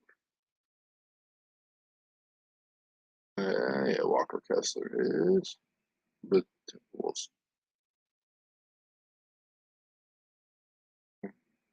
Hey man, what do you guys think of the draft? Like the the Pistons haul that they've gotten for um or the night the Pistons have already had, right? Jaden Ivey, which was pretty much best case scenario at 5, because there's no way that Banchero or Smith or Holmgren were ever going to fall. Um, Not to 5. Like a team could have got just infatuated with like Jaden Ivey and maybe took him at 3 or something. But then I think the Kings would have took whoever, right? They wouldn't have taken Keegan Murray. They would have taken, uh, Banchero or whoever fell. But with the with the Pistons getting Ivy at 5, a home run there. Yeah, I think he's just clearly better than he's. I think he's in a clearly different tier. And like I said before, I think Ivy, out of all the realistic options at 5, had the highest floor, and the second highest ceiling. Like I said, I think Sharp had a higher ceiling, but out of any of the other guys, I do think Ivy is, honestly the safest player. I don't think there's a way that he's just not a pretty good NBA player at the very least. And then Jalen Duren, another upside pick, super athletic, should be a media presence defensively. Is going to throw down some thunderous dunks for the Pistons off of lobs from Mr. Cunningham. So that's super exciting for me.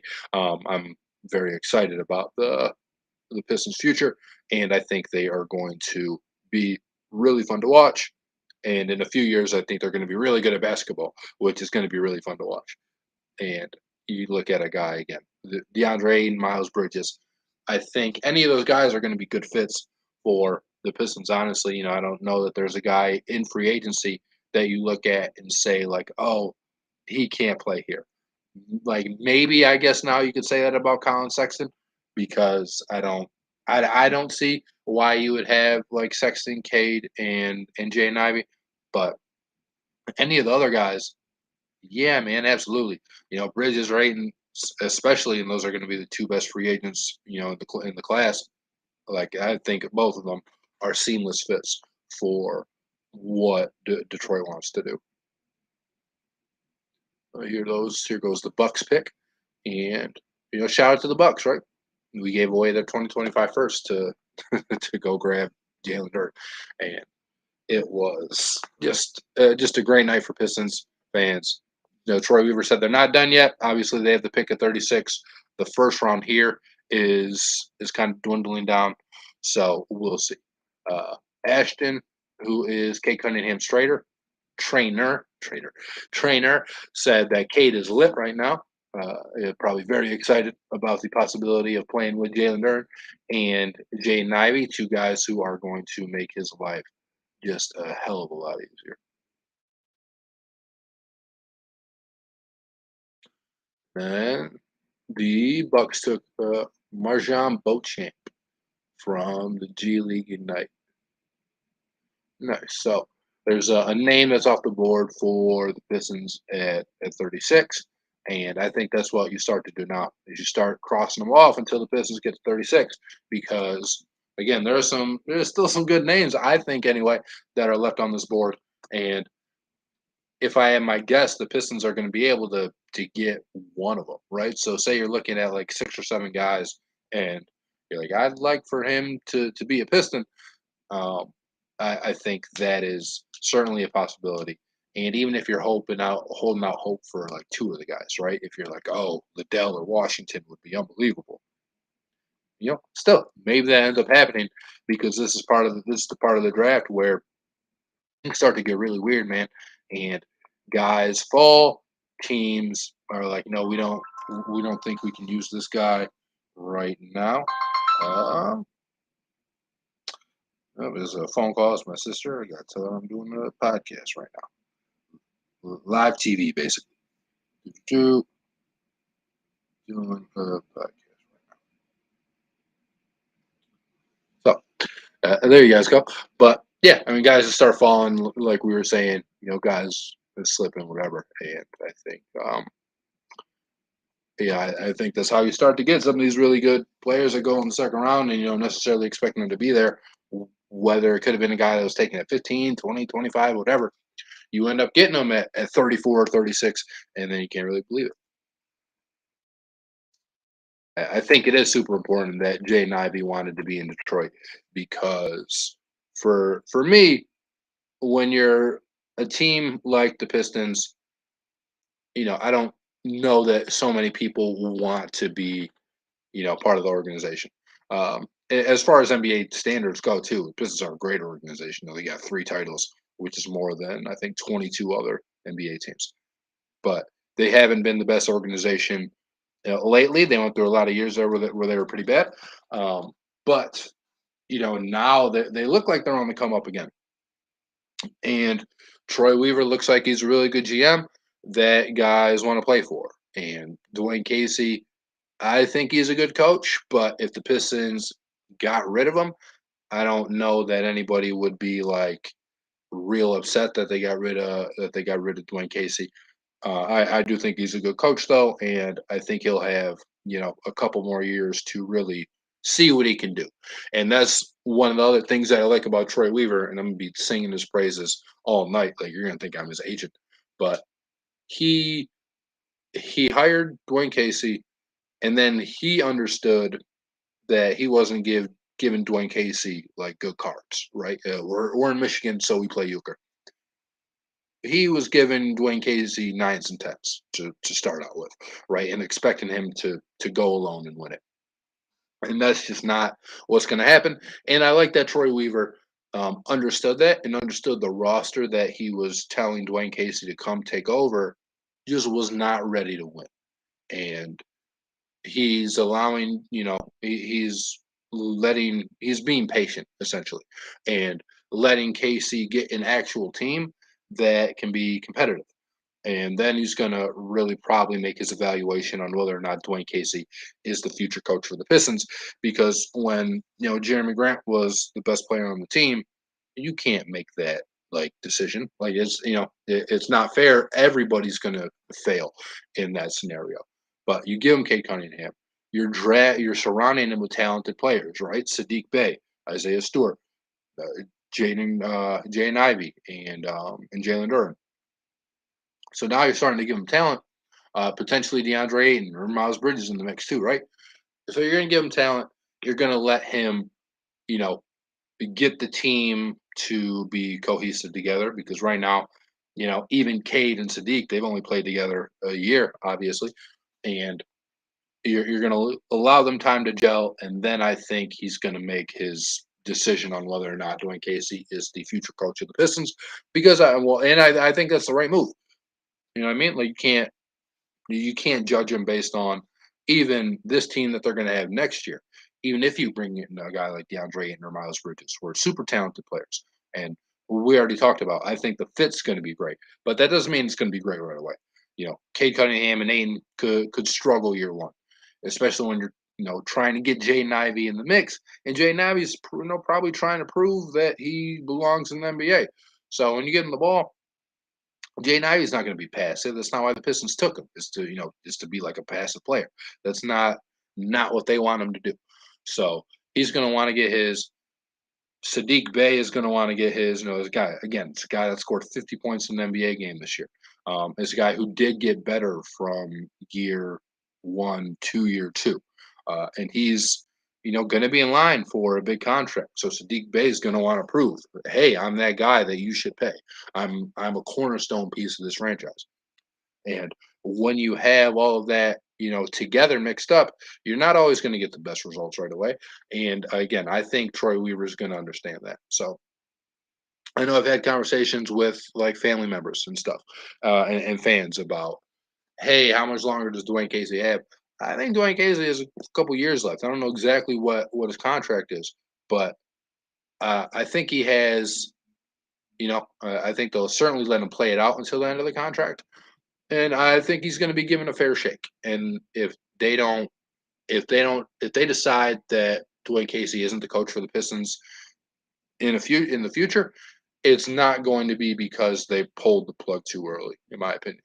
You know, I think they'll make that judgment based on court performance, right? I mean, I guess something in the locker room happens, but I don't think that's ever been an issue with Dwayne Casey before, and I don't expect it to be with this team, especially when you have, a leader like Cade Cunningham, um, who hasn't, I don't expect Cade Cunningham to ever be a player who's coming out and bashing his coach or something.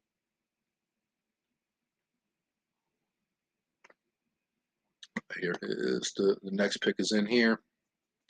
And let's see what they're talking about on on the Twitter more news yet. Uh, Nothing yet regarding the good guys here, but the Mavs on the clock are the Rockets. See, again, this is why it's confusing to me. I wish, and I know the NBA has to do it because it's proposed trades, and the they're they didn't actually go through yet. So, like, you have to say this guy is a whatever. But like, it's just tough for fans, man, because like the NFL is more cut and dry than that, and the NFL is obviously a more watch draft experience than what the NBA is, but since it's more cut and dry, like you have a clear understanding of who's picking who. In the NBA, you have like no idea, especially if you're just watching to see what your team is doing, and you're not big on NBA Twitter, then you're not going to have any idea what these trades mean. You're going to see a guy go up and put on like the wrong team hat. And it's going to be, oh, well, he put on a Mavericks hat, but he's actually going to the Rockets. He's never going to play a single game for the Mavericks. And it's like, well, what's the point? Like, why did he go up there? Why is that the Mavericks logo? Why is that a Mavericks hat? And to me, it's confusing. I think the NBA has to find a better solution for it because, even if you watch the NBA a ton, like I do, I think it can still confuse you sometimes on what guy is going where. Um, it's just I don't know. It's tough. It's a tough watch in that aspect of the NBA. I know people want the NBA to fix traveling and load management. I want them to fix the draft stuff. Just tell me who was there.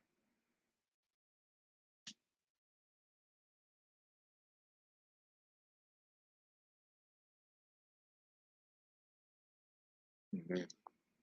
I don't know if Jaden Ivey was born yet when his mom was on the shock, but I would hope we could see a picture of like little baby Jaden Ivey as in the Detroit Shock jersey or something. I think that'd be pretty sweet. But again, I just don't know that he was born. He was a pretty young guy. The Shock had been away for quite a while. But,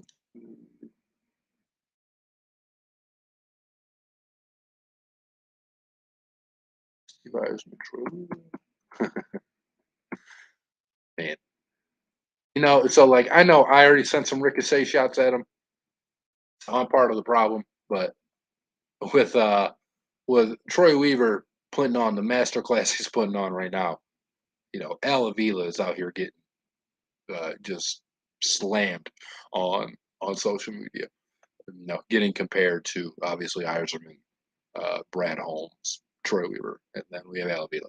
So, all right, again, I know I sent some shots at Al, well deserved, but like you got to be, you know what I mean? Like I'm sure in his heart of hearts, yeah, I don't know if he's an NBA fan, but if he was watching the draft, he was probably hoping Troy Weaver bungled it like nobody else because he knew if Troy Weaver was out here operating like he is, like the top 5 GM in the NBA that he is, I think he knew he was going to get some just some side action shot at him.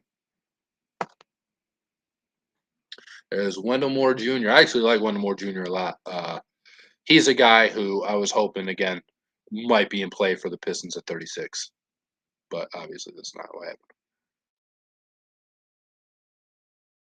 Detroit's pick that the Knicks got is protected for what is it? Is protected for 1 through 18 in 2023, 1 through 18 in 2024, and 1 through 13 in 2025. 1 through 11 in 2026, and 1 through 9 in 2027. Then it turns into a seventh or a second. Detroit's pick that. That's not even Detroit's pick, though. That's just Nick Wright being wrong.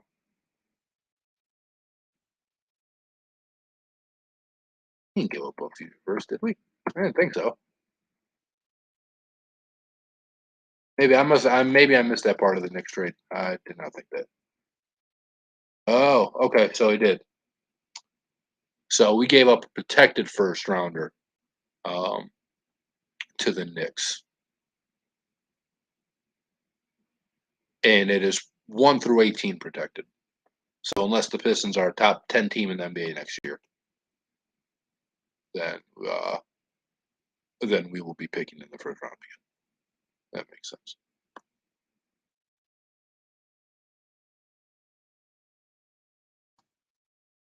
No, 8's not.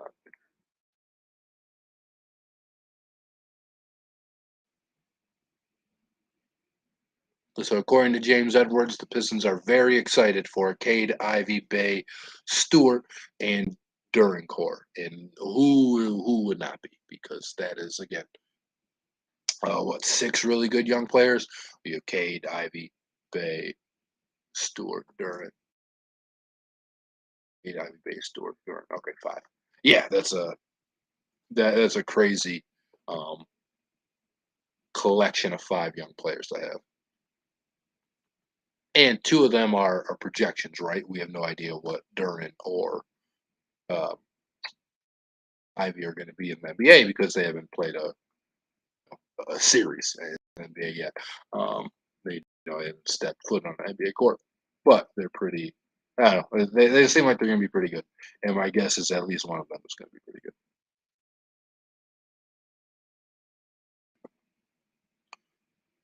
good. But yeah, so the Pistons did send away a future first rounder, but it's 1 through 18.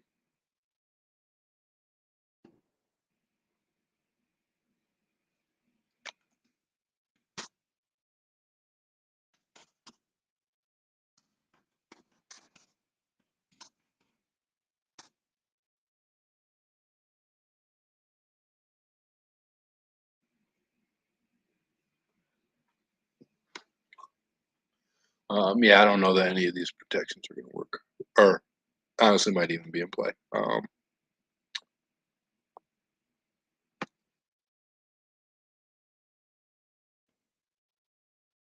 Let's see. Here's what James Edwards said. Detroit obviously could still pursue Ayton given their cap space, but I get the sense the draft went so well in their favor, they didn't expect to get Jaden Ivey at 5, that they could roll with the youngsters and seek veteran assistance in free agency. Troy has said many times no skipping steps. So, the Pistons just draft them, Ayton? It's kind of what it sounds like, right?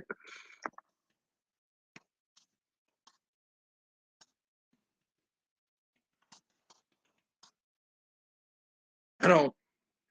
So that to me would be a point I would disagree on. Where I said Troy has said many times no skipping steps, and it does not sound like that's what Troy said in direct response to an Ayton move.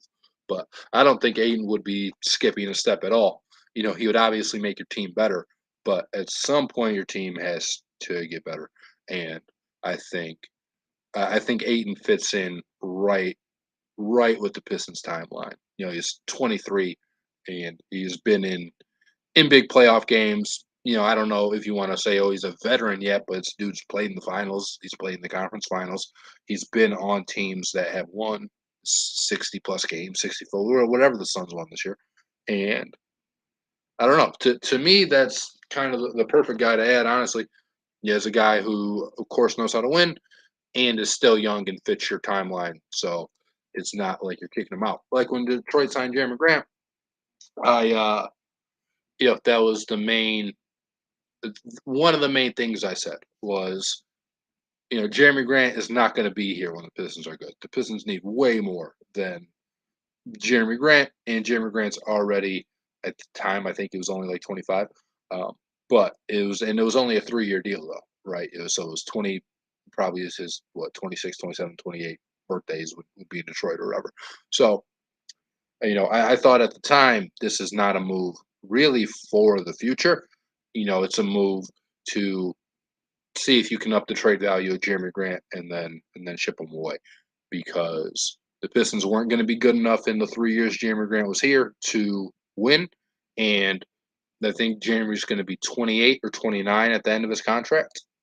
Uh, if yeah, at the end of his current contract, so there, and I didn't think the Pistons were going to be in a position to give him an extension then to get the 30-year-old version of Jeremy Grant. So I think the exact opposite with Aiden is, I guess, where I was going there because I just think Aiden's a really good player, and again, winner. He fits in with the timeline, um, and you're going to get a dude who's going into his prime and who's only gotten better every year and has already been a playoff performer. So very excited. Uh, I would be excited still about adding DeAndre Ayton, and I don't think the Pistons should be looking at their draft and then thinking, okay, well, we don't need Ayton anymore. I think that would be a mistake. But like I said all night, I'm going to trust Rory Weaver before I am myself, before I trust myself.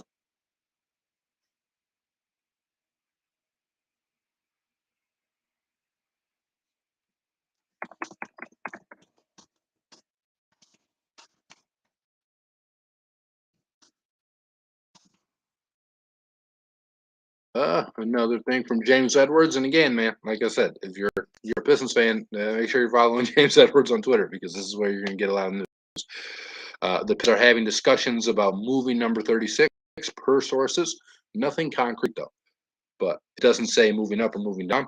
So who knows? But the Pistons might not be done dealing.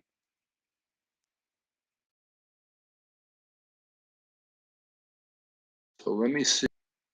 Because I was confused when I read it the first time because I didn't know the Pistons sent over a protected pick. But the Pistons pick protections because it might come in play, but probably not, right? The the Pistons, their first round pick next year is protected 1 through 18. So the Pistons are probably going to get that, right? 1 through 18 in 2024. Again, are they a top 10 team in 2024? Probably not. 1 through 13 in 2025, which is essentially lottery protection, although the 14th pick is also the lottery. Um, 1 through 11 in 2026. If the Pistons are in 2026 and they're picking in the top 11, probably something went wrong. 1 through 9 in 2027, and then turns into a seventh. So,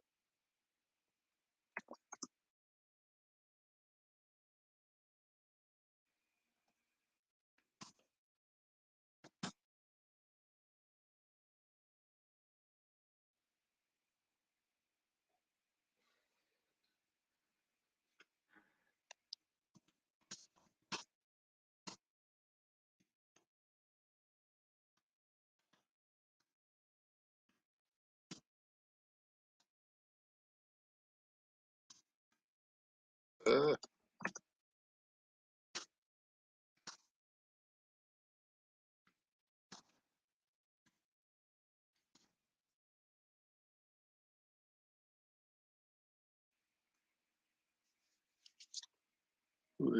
so now the Warriors on the top or on the clock, the champs, baby.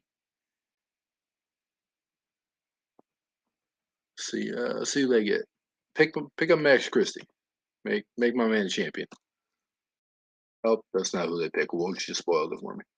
And I guess I spoiled it for you by telling you that's not who they picked. But I won't tell you who they picked. It is somebody I would have liked the Pistons to grab at 36, though. So maybe that's a hint if you're still here from all the names we were going through earlier.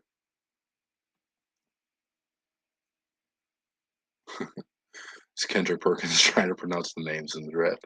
It's going to be a yearly tradition unlike any other.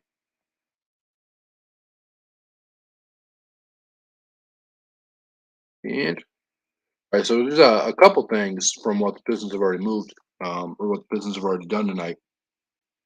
One is with that report, and not really a report, with that tweet from James Edwards that he gets the sense the Pistons are, like fine with the young core that they have, and that might make them pause on signing DeAndre Ayton.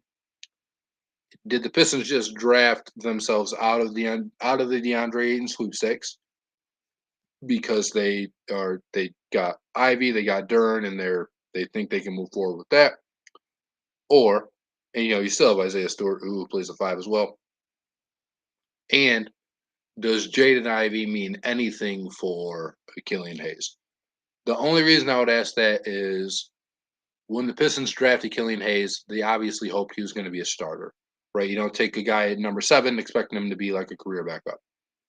Now they drafted Jaden Ivey with the even higher draft capital, right? Number 5. I'm sure they expect him to start.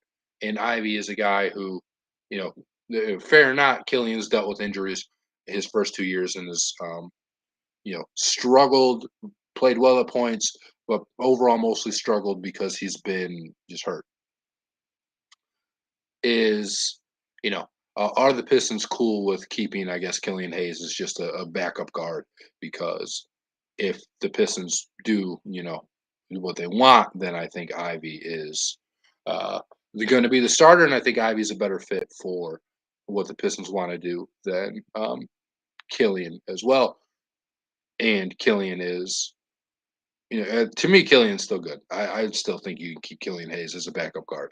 And I think you can even run all 3 guys out there at once, although you might not have so much shooting. But, Killian and Cade are really good defensively and can both, pass the heck out of the ball. And, Jay and Ivey can be good defensively. So I still think it's a 3-man rotation that can work together. Maybe not always starting, but I don't know. I wouldn't be so ready to give up on Killian Hayes yet, but I think Jaden Ivey's presence in Detroit makes Killian Hayes more expendable, which kind of makes me sad because I do like Killian Hayes, but it might just be like they just might need to part ways so Killian can go prepare his career somewhere else.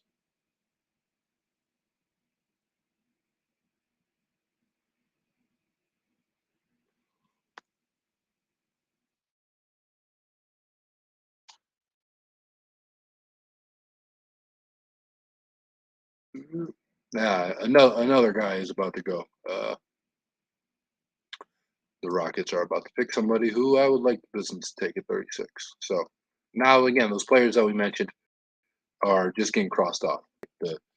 The back end first round guys who maybe in the perfect situation like could have gone right after the lottery, back end of the lottery, and now they're starting to get picked from these teams who are mostly good. I think the Rockets are about to make this pick though, and the Rockets are obviously a pretty bad team, but it lessens the pool for number 36, which is of course not good for Pistons fans. It was better when guys were being taken that I wasn't excited about the Pistons taking even at 36, but now you still have EJ Liddell on the um, on the potential path for 36. Again, Kennedy Chandler, um, but you don't have some of the other guys who you're pretty excited about, or who I was pretty excited about. I'm not going to say we. I don't know.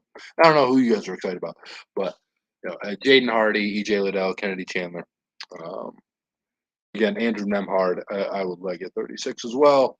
Then you have again Max Christie, Christian Koloko, Caleb Houston, guys like that. Well, Travion Williams, who on this page he's pretty far down. So maybe if you wanted Travion Williams bad enough, you could probably wait and get him in a similar spot that you got like Luka Garza last year. But maybe not. Maybe maybe that's the pick that you have to make. So who knows in this instance? But I was hoping some of those, and I would still be ecstatic if Liddell was the guy. But there were some other names that have both been picked or are about to be picked that I was really hoping would be there for the Pistons. At 36. It was mostly just a pipe dream, though, obviously.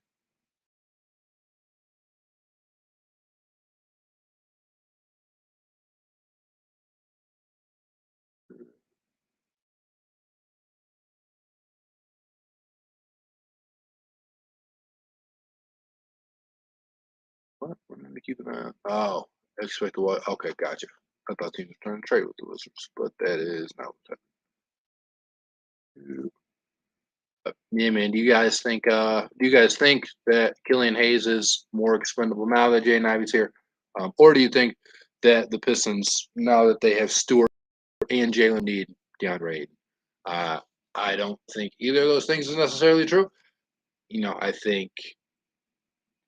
think Ayton can still fit in with what this team wants to do, and uh, you know, as much as I know us Pistons fans love beef stew, Aiden's a way better player than Isaiah Stewart is. It's not even close. And I know, you're not paying him like it's close, right? You'd be paying Aiden damn near the max, but I don't think it's close at all. I think if the Pistons had DeAndre Ayton instead of Isaiah Stewart, or playing like those Isaiah Stewart minutes, they would have been a much better basketball team. And I still like Killian Hayes. I still think he's a guy who can come in and run your second unit and be like just an insanely good defender on the other team's best player. Um, Nick, be a good distributor for some of the other guys on the team, right? Sadiq and Cade. I'm still pretty excited about the idea of them coming off of, um, you know, like Killian finding them in open pockets so that they can shoot the ball and then get those 3 point numbers up. But we will see.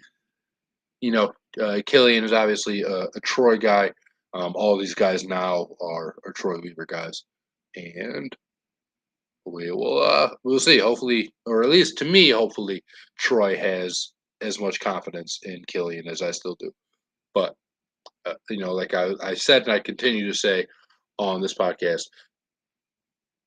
we put out a video. We're going to trust in Troy Weaver.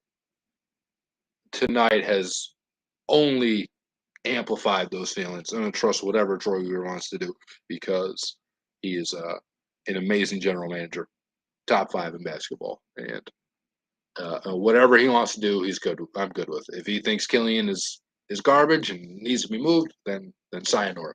But he's Troy Weaver has my complete trust.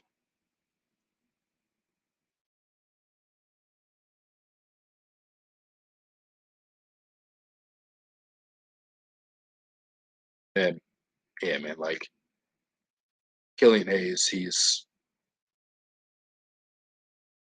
like he can just be a good backup, right? Like he can be a good backup, and he's still young enough that I guess if you traded him, if you're looking at again, we talked about earlier, if you're going to sign and trade for Aiton, you're probably giving up Stu or Killian Hayes, right? Somebody that the Suns would kind of want and that they feel still probably has some untapped potential.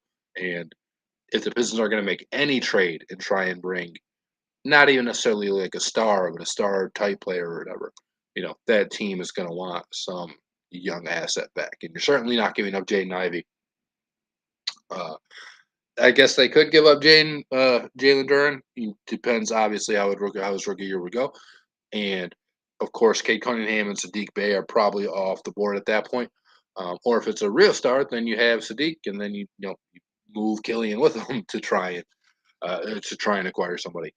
But I think I think Killian can still fit on the Pistons, but uh, I do see it.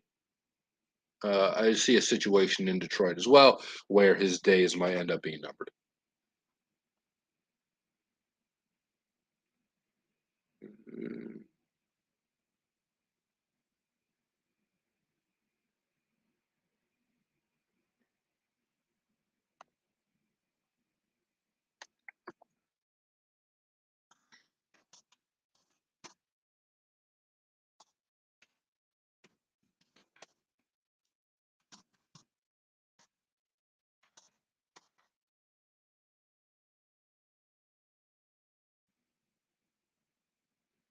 What are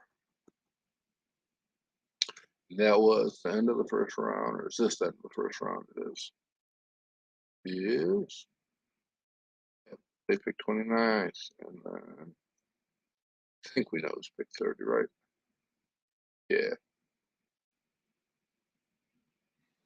All right. So, uh, two MSU guys and two Michigan guys.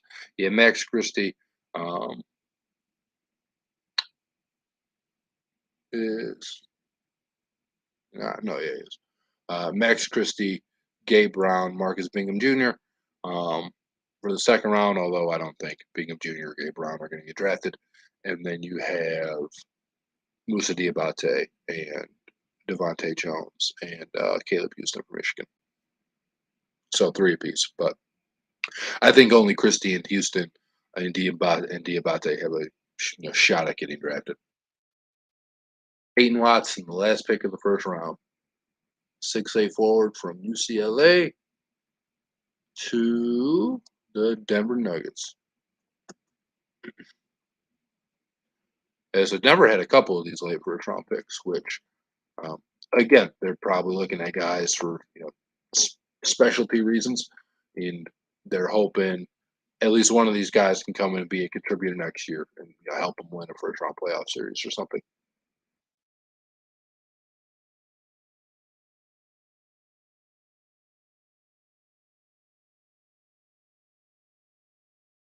Where do you guys think that Troy Weaver ranks in terms of like the NBA GMs?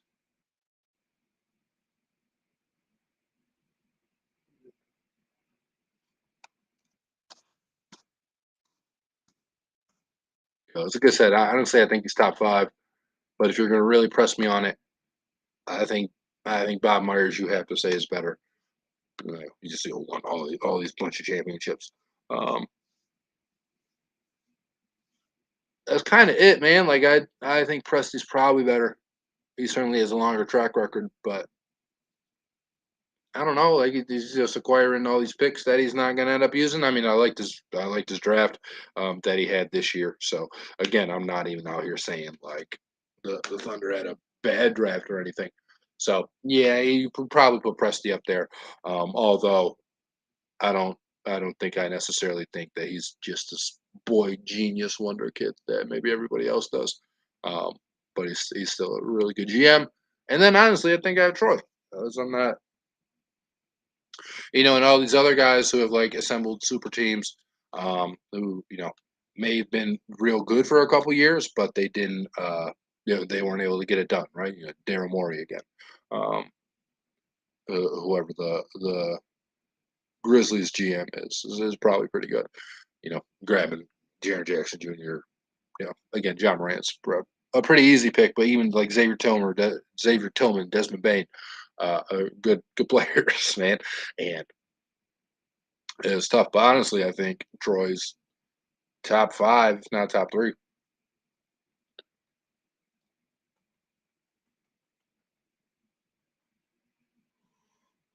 Oh, the Pacers had back-to-back picks. It's kind of funny. It's Yeah, it's funny. It's like if you play NBA 2K and you do like my GM mode, you can just trade for essentially like every first round pick in any given year. So then you get to watch them like simulate the lottery, and then you have 12 of the 14 picks or something.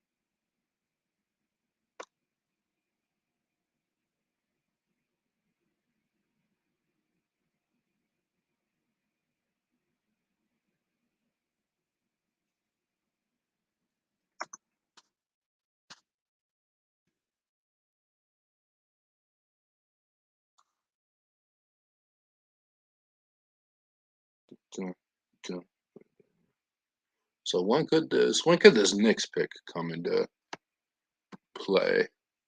Like I said, we just went through it, but 1 through 18, 1 through 18, 1 through 13 in 2025, I guess, if we're not a lottery team. And then 1 through 11. All right. Bam, bam, bam, bam, bam, bam, bam, bam. What's going on?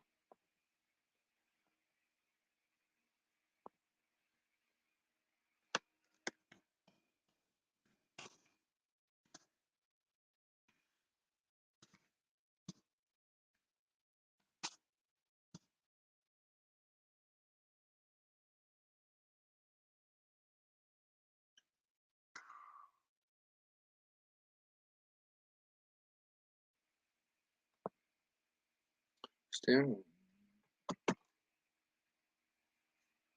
Who you guys going? Who do you think's gonna be picked first between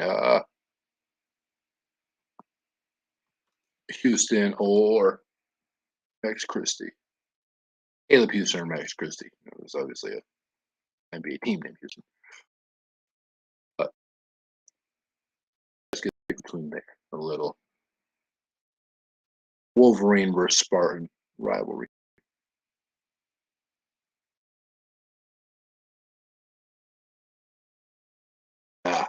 Indiana taking another one of my another one of the guys I wanted at 36 for Detroit. This is getting smaller and smaller. But, oh,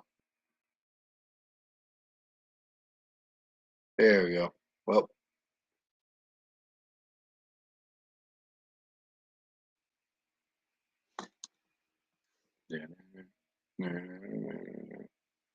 all right, let me send this message.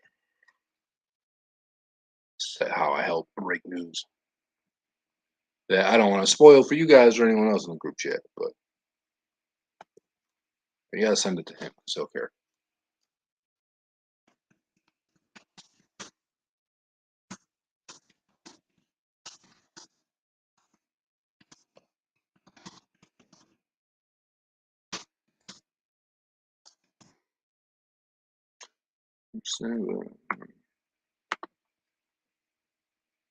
Yeah.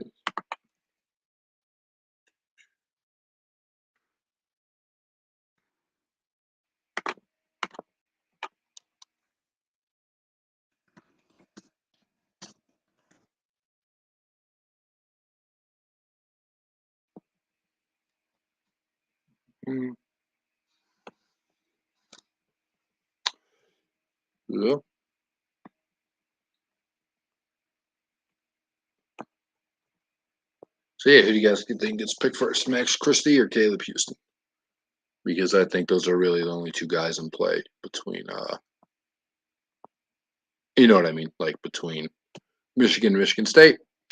And I think they have some similar strengths and some similar skills, but I also think that Houston's probably the better prospect, and I just think he's a more reliable shooter than Max Christie. But I think that I don't know. Like if I had him, I have them pretty even, but I would if they were both available for the Pistons at 36. I'd rather the Pistons take Houston than.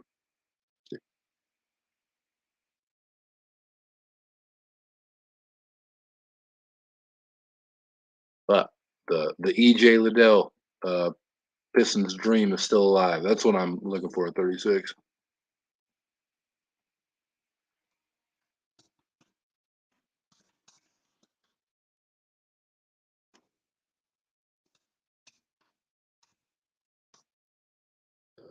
That's my guy that I want in the second round right now.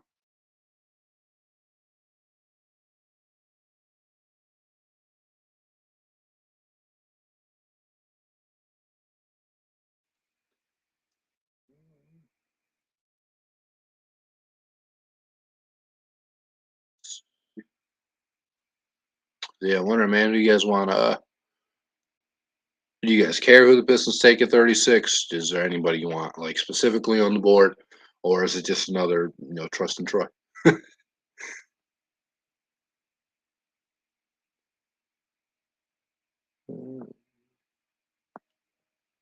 Trust in and Papa Troy Weaver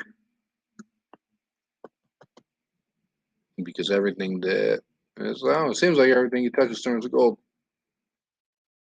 Yeah, there goes one of the guys I wanted for the Pistons was Andrew Nemhard, and it looks like they just announced the pick. But I liked him quite a bit.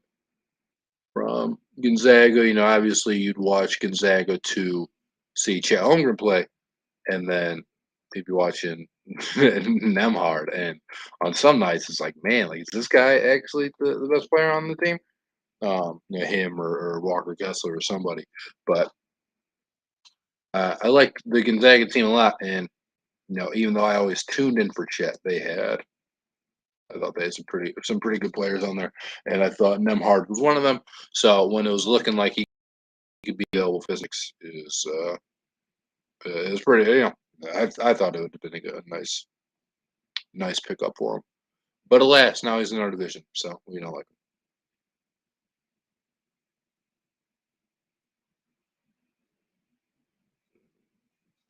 him.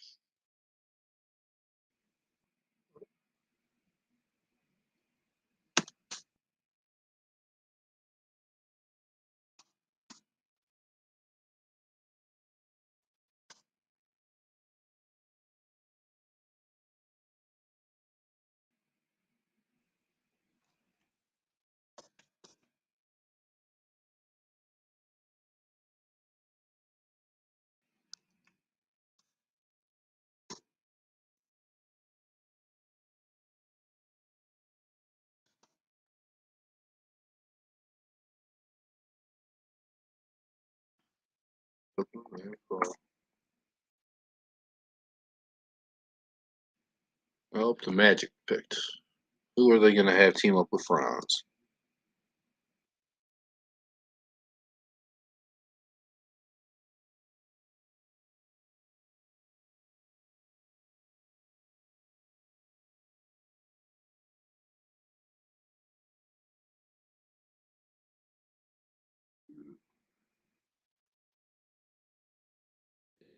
Magic.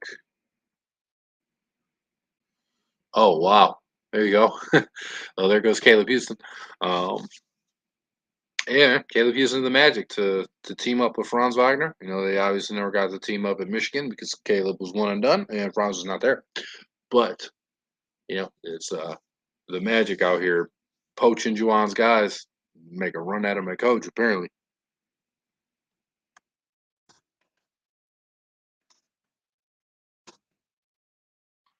Um, nice. I mean, I think it's okay. I think two things, and I'm about to do. I'm gonna say the first thing is silly, and then I'm about to do it. So bear with me. I think it's probably silly to say how a second round pick fits in with, the first team all rookie guy. But Franz is a really good passer, and again, Caleb Houston, if he's going to stick in the NBA, it's going to be because he's going to be able to shoot the ball. So to have again Houston running off screens and trying to get open, and then you have Franz who can kind of be this triple threat. Um, I like that fit because again I think a guy like Caleb Houston or even Max Christie, while all second round picks are obviously risky, none are going to be guaranteed to do anything at all. I think if you can have a guy like Houston, like Christie, who can have this one skill that is going to allow them to stick in the NBA, I think there's a little bit more upside with those second round picks that they can turn into rotational players than picking a guy like I don't even know who. Honestly, than even picking a guy like Draymond Green in the second round, and it of course worked for Draymond, but just a guy who people kind of didn't know what he did. When he came out, he was undersized, and people thought he could pass a little bit.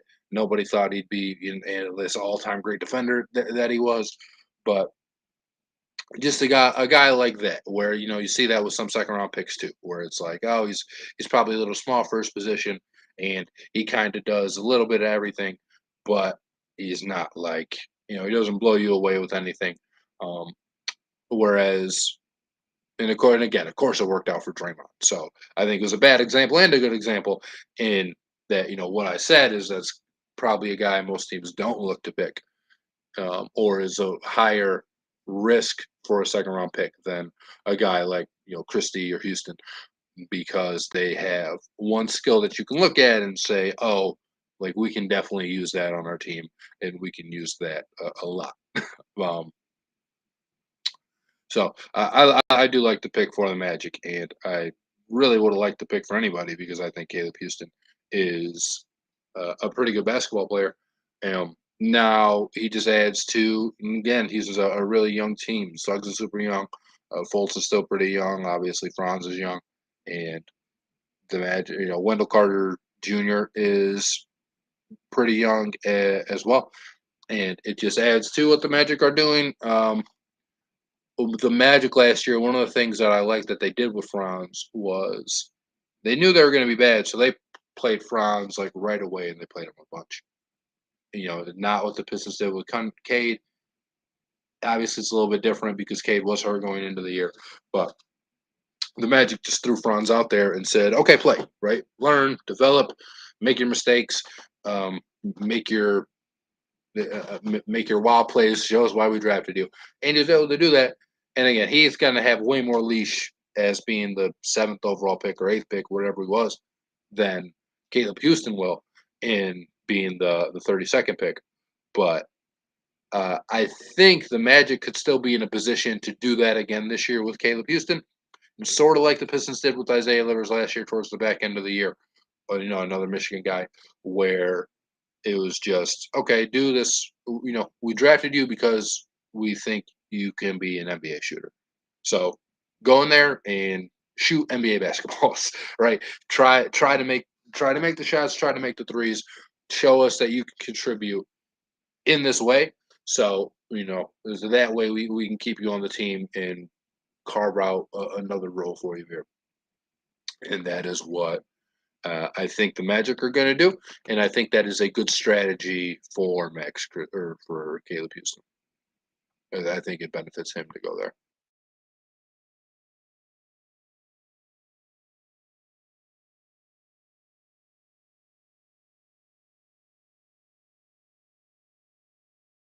Oh man! And then so Cade's trainer again. Maybe he's just trying to stir the pot. Uh, he tweeted out, "I heard Troy's not done yet," and man, I don't know. So they have 36, which even James Edwards had said probably about a half hour ago that the Pistons were looking at deals involving 36. So it's pretty vague. It wasn't, hey, are they going to go up or are they going to move down even further? It was, it was, yes, it was pretty vague for that reason. And then they still again have Kelly Olynyk, who they might be able to um, trade, right? Uh, and maybe they trade that for a veteran. Again, James Edwards tweeted earlier he got the feeling that the Pistons might be okay just adding a veteran instead of the adding a veteran instead of grabbing DeAndre Ayton. And late second round or a late second round, early second round pick and Kelly Olynyk might get you a slightly better veteran than than what Kelly Olynyk is. So there's still, of course, moves that the Pistons can make, and I just think I don't know that they're done. And even if they pick 36, I don't think that they would be done after that.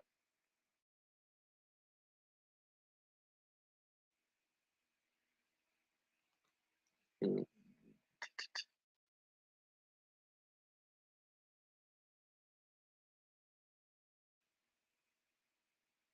So here's Jaden Ivey's thoughts on playing with Cade Cunningham. This is according to Rod Beard of the Detroit News. Jaden Ivey said, "I think I fit well with Cade. He's a guy who wants to win, a very unselfish player. I can play off the ball or with the ball. I think we'll go together." Um, I I concur with those sentiments from Jaden Ivey. I don't have any concern about their fit. I think they are pretty good. I think pretty good. I think they can complement each other. And you don't want the ball, I guess, out of Kate Cunningham's hands, but if you're going to put it in Jaden Ivey's hands, that's a pretty good alternative. And Cade not having the ball, again, I think it'll just allow him probably to have more energy, right? He's not going to have to do almost everything on offense because he played a lot of the year without Jeremy Grant. And while Sadiq Bey is certainly somebody who can do stuff on offense, you know, I think for Cade and for Jaden, having the ball in each other's hands is going to allow them each to get better defensively. And Cade's already good defensively, and like I said, I think Jaden Ivey would have been better defensively at Purdue if he wasn't forced to carry such a load on the offensive end. So I think them having like each other is, going to be really good for each of their individual defense.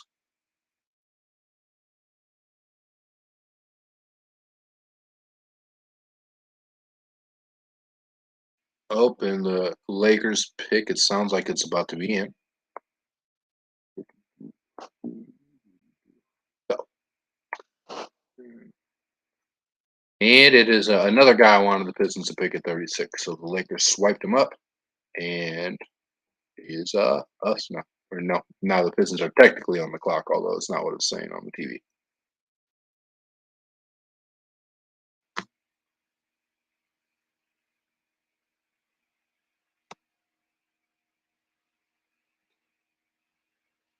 So one thing that the Pistons might be able to do this year, and it's a thought I've had, and it's something that Kukiel, the maybe I just butchered his last name, but if you're on Pistons Twitter, you know who he is. He is the host of the Locked On Pistons podcast, and he said, I would not be shocked if the Pistons made minor moves and went into next season with this new young group staying together and growing together, and basically went away from spending significant money this offseason. So that kind of echoes what James Edwards said earlier about the Pistons being very excited about this young core that they have, and then thinking maybe now is not the time to shake it up, essentially. So again, man, I just think the Pistons have options, and that was from the Jeremy Grant trade, is from the trades that they've made tonight.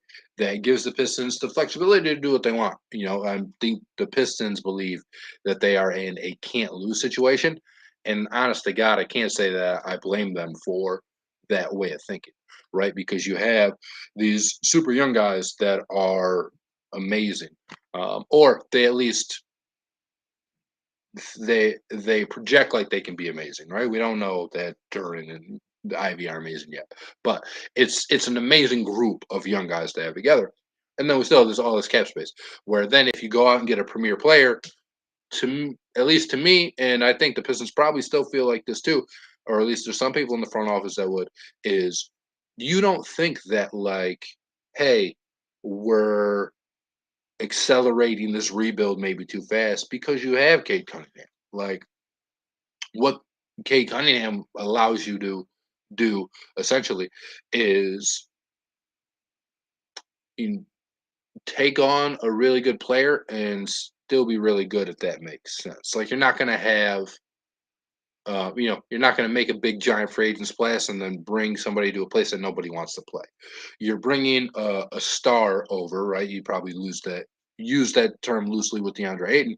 You're bringing a quote unquote star over, and now they're excited because it's Kate Cunningham that they're playing with, and it's not Ronnie Stuckey or something. Dario here says, did we already trade Kemba? No, we didn't trade Kemba. It sounds like Kemba is going to be bought out by the Pistons. So he's not going to be a Piston. Max, what up, Max? Max, what do you think about these moves? What do you think about Troy Weaver? Did you want Ivey? Did you want Duren? Pistons still looking at about 44 million in cap space based on I think the rookie contracts, obviously the Kemba contract that they're going to buy out, and then here it is, man of the hour, Max Christie just got drafted. Max A comes up in the chat, and then Max Christie gets drafted by the Los Angeles Lakers. and be the best Lakers Spartan since Magic Johnson.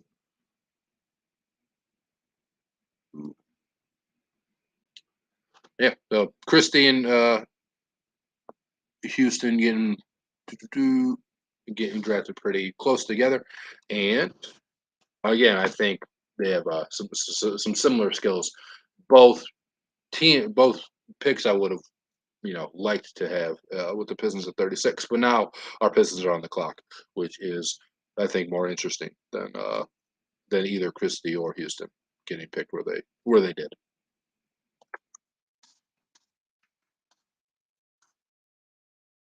Let's see if the Pistons have traded this pick because they won't have so long to do it. I know the clock is what was it 5 minutes in the first round. It's Alex Peterson. Let's go, Griff. Let's go, AP. And the Pistons are looking here. Number 36. So the Pistons essentially have to tell Portland who to take at 36 because the trade hasn't been finalized. So they'll be picked by the quote unquote picked by the Blazers, I guess. But the Pistons are going to get them some of ESPN's best remaining guys here on their website, and I'm sure you're going to see it on the sticker down below if you're watching on ESPN. Is Kennedy Chandler from Tennessee, EJ Liddell from Ohio State, Jaden Hardy from the G League, Trevor Keels from Duke, Khalifa Diop from Gran Canaria, which I don't know what that is. But I would like the Pistons to go grab EJ Liddell here. I think he can be. I think he's someone who can just be serviceable, and that's what you're looking for in the second round. Last year, the Pistons got Isaiah Livers, who I think is a pretty good player. I like the pick when they got him, and he was able to contribute to the Pistons. And I wouldn't be surprised if he was on the. I wouldn't be surprised if he was not a key part of the rotation this year, but if he was somebody who's going to get minutes and going to get good minutes in every game. And then they got Luka Garza again, just kind of swinging for his offensive upside. Not as excited about Garza as I was about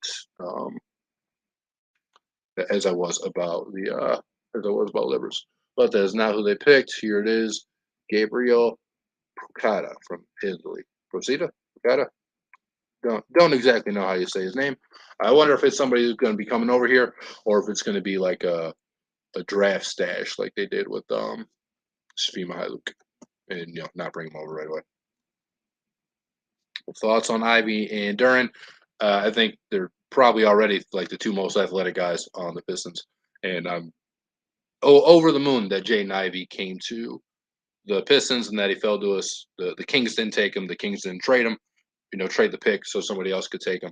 I think Ivey's going to give the Pistons a big boost for what they need. He's going to be able to get to the rack better than anybody on the Pistons, and he's a guy that he's not the best shooter, but he shot 37% from three, and the shot is something that you can always develop. And with Ivey, guys are going to have to play off him because he's so quick. So I think they're going to dare him to shoot, and I think he's at least a decent enough shooter that if you're daring him to shoot, he can still make you pay. You're not going to sag off him like he's Draymond, but you're not going to be right on him either because then he's just going to go by you and and get to the hoop. Hopefully, get fouled and improve his free throw numbers as well. But I think Ivey's really good. I think him and Cade kind of sharing the ball is going to make it easier for both of them on offense. And it's going to make it easier for both of them on defense because now Cade's not going to have to do all the ball handling on the Pistons. And last year, Ivey had to do everything on offense for Purdue. So Cade's already a really good defender. I think Ivey can be a good defender, even though I think he gets probably a bad rap because of how he played at Purdue, and I think it's rightfully, I guess, a bad rap. But I think his defense in the NBA can improve by not having the ball so much in his hands and then not expecting to do so much on the offensive end. And I'm not worried about Ivey being like quote unquote smaller because Cade's bigger. So on defense, you can just switch him and you can have Ivey guard. The point guard is probably going to be smaller, and then the Pistons or Cade who's guarding whoever's bigger. And I like Duren a lot. he's somebody who's going to rim protect, which the Pistons, don't really have. And no, again, another tremendous athlete, rim running, pick and rolls for days with Ivey and Cade. So super excited about both of those guys. One of the Pistons had a lot of problems last year. I think one of the things is that they didn't have a lot of athletes on the team, and they probably still don't have a lot of athletes. But these two guys are certainly, a step in the right direction for that. So who should be the Pistons' top free agency target? I still like Aiden a lot. I think Aiden's really good. Him and Duren, I don't know that you can necessarily have them on the court together so much, but I think Aiden's still really good.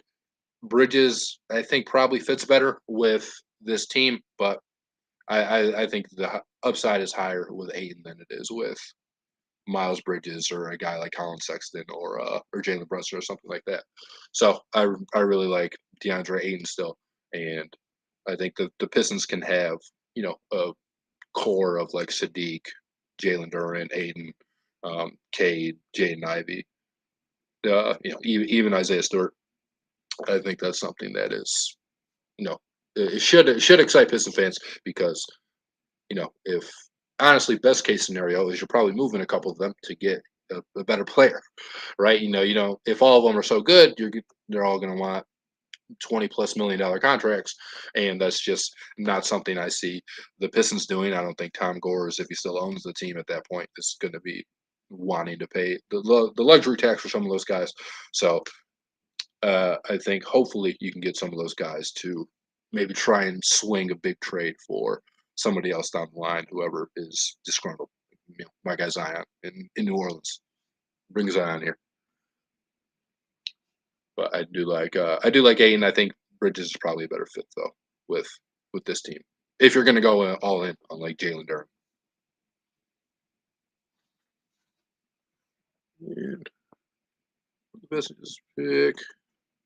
No, who they just took at 36. So Prokita. That's why. Because I was going to look for him, but I forgot his last name.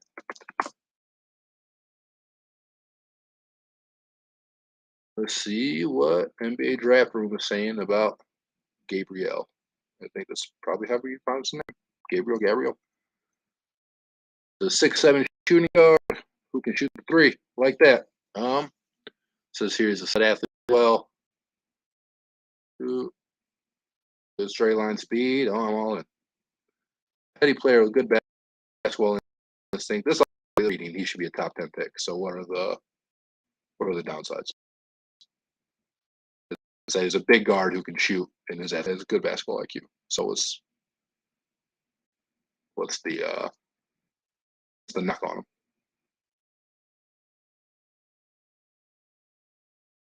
So all right, now I have to look up some bad stuff because the song has to be the superstar. Thoughts on Spartan Dog Christie to the Lakers? I think Max Christie. I think Max Christie is possible. He has an easier time in the NBA than he did at Michigan State. Of course, the competition isn't easier, but I don't think he very much liked the way he was used in Izzo's offense, and I just think the NBA game is a little bit more, suited to his style of play. And coming in as a second round pick, he's not going to have high expectations. Michigan State, I think he played the most minutes out of anybody on the entire team, including even a guy like Gabe Brown or, obviously played more than like AJ Hogart or somebody. But I think Christie has a shot with the Lakers. He has to be able to find a shot, which again he struggled with in Michigan State. But I don't know that the fit was what he wanted when he committed to East Lansing. I hope he does well. I hope Caleb Houston does well too. I think Caleb's going to be real good on the Magic. Let's see the NBA draft. What is scouting report? All right, somewhere else.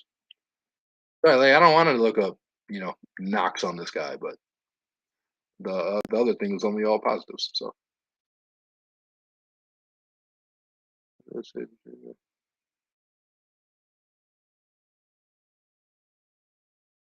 6'7". Just because he didn't play a lot, because it doesn't look like you did. That's only knock on him. I don't know. Yeah. I mean, man, they might bring this guy over um, automatically or like right away, but I don't know about that. So let's get into it. So we'll start from the side of things. Plays good defense. Can someone give me this weaknesses on this kid? What you can do right now?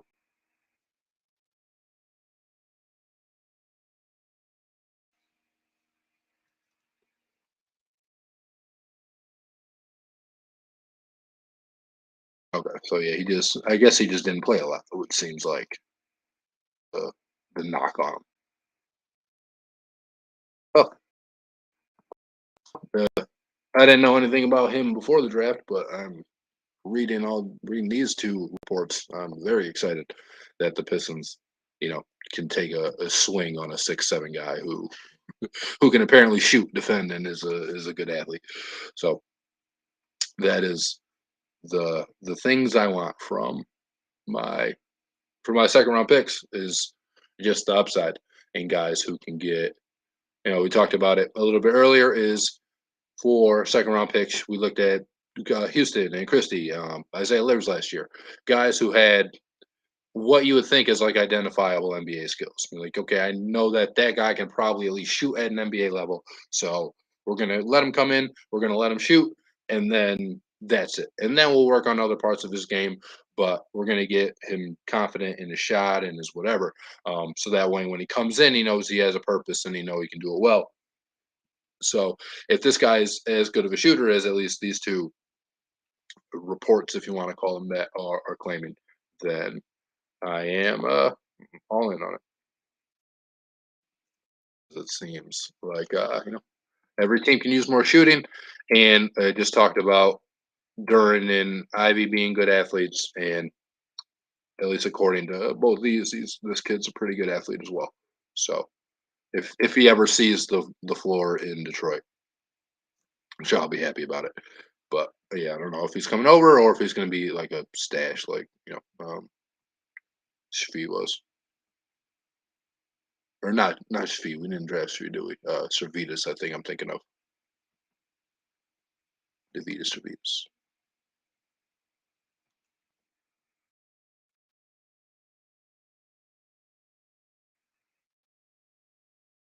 See, I just had him.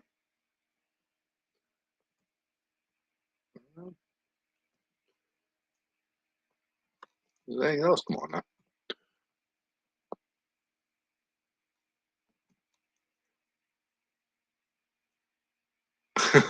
what's Skip Bayless shooting at? Oh man, so Skip Bayless just tweeted: Lakers acquired a second round pick, taking Michigan State's Max Christie, who shot only 32% from three last season. Perfect. He'll fit right in with LeBron and Westbrook. Totally unnecessary. He got caught in the fire of Skip Bayless's hate.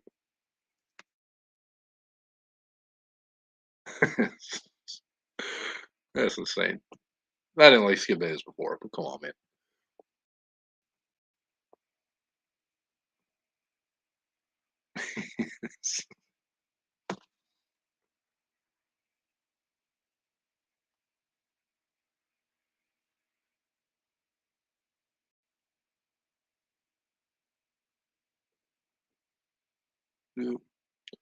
Yeah, I'm my homie Skip Bayless.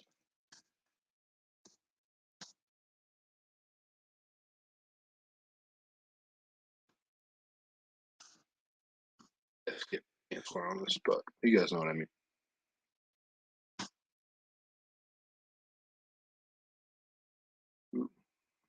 Jovic.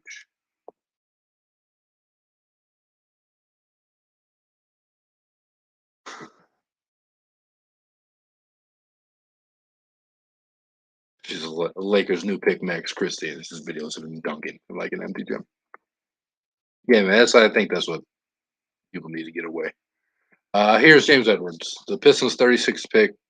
Gabriel, I'm just going to call him Procida and hope that's right. Gabriel Procida will likely be stashed overseas, getting the sense that Detroit is done for the night, aside from making the 46th pick for Portland. All right. We do. And I don't know. Here's just something, I guess, funny about. Nah, not really funny. But Max Christie was picked 35th, and Xavier Tillman and Draymond Green were also picked 35th. And they were the last two Michigan State players to get picked 35th because, that just probably doesn't happen unless you're like Kentucky and you're getting picked number one or something. Weaver on the Jalen Duren trade. It pretty much came together after the Ivey pick. We were aggressive to make it happen. So that is pretty aggressive. And yes, the Pistons 36 pick will be stashed. But that is what we have for you guys. With James Edwards saying the Pistons are done for the night, I'm going to bow out and I'm going to be done for the night as well. It was fun talking to you guys. I'm glad we were able to shoot some stuff and then just talk about the Pistons and get excited about Troy Weaver, excited about Jaden Ivey, Jalen Duren, and then even this new Italian sensation who can shoot, defend, and drive to the rim and pass and do everything else on the basketball court. So I'm Ryan Griffin. Make sure you before you guys leave, you are tuning into Throwing Stones. You can catch us. Usually we drop on Wednesdays and Fridays. This could be right on YouTube. And then make sure you're subscribing to Detroit Sports Nation YouTube in general, so you can see all of our shows, whether it's Beyond the Box or The Big Picture, Pride or Die. And I know we have some new ones coming for you guys as well as baseball season. We just dropped the corner probably 2 weeks ago, a brand new baseball show, as well as things just coming around for, again, baseball, football season, college football, college basketball, all that fun stuff. So make sure you guys are subscribing and then follow Detroit Sports Nation on Twitter. Follow them on Twitter as well, which is DET Sports Nation. And then you can never miss any of the articles, right? If you want to everything going on in Detroit sports, make sure you give us a follow and then make sure you are liking, subscribing, all of that fun stuff on YouTube. Thank you guys so much. I've been Ryan Griffin, again from Throwing Stones, and have a good night. Go Pistons.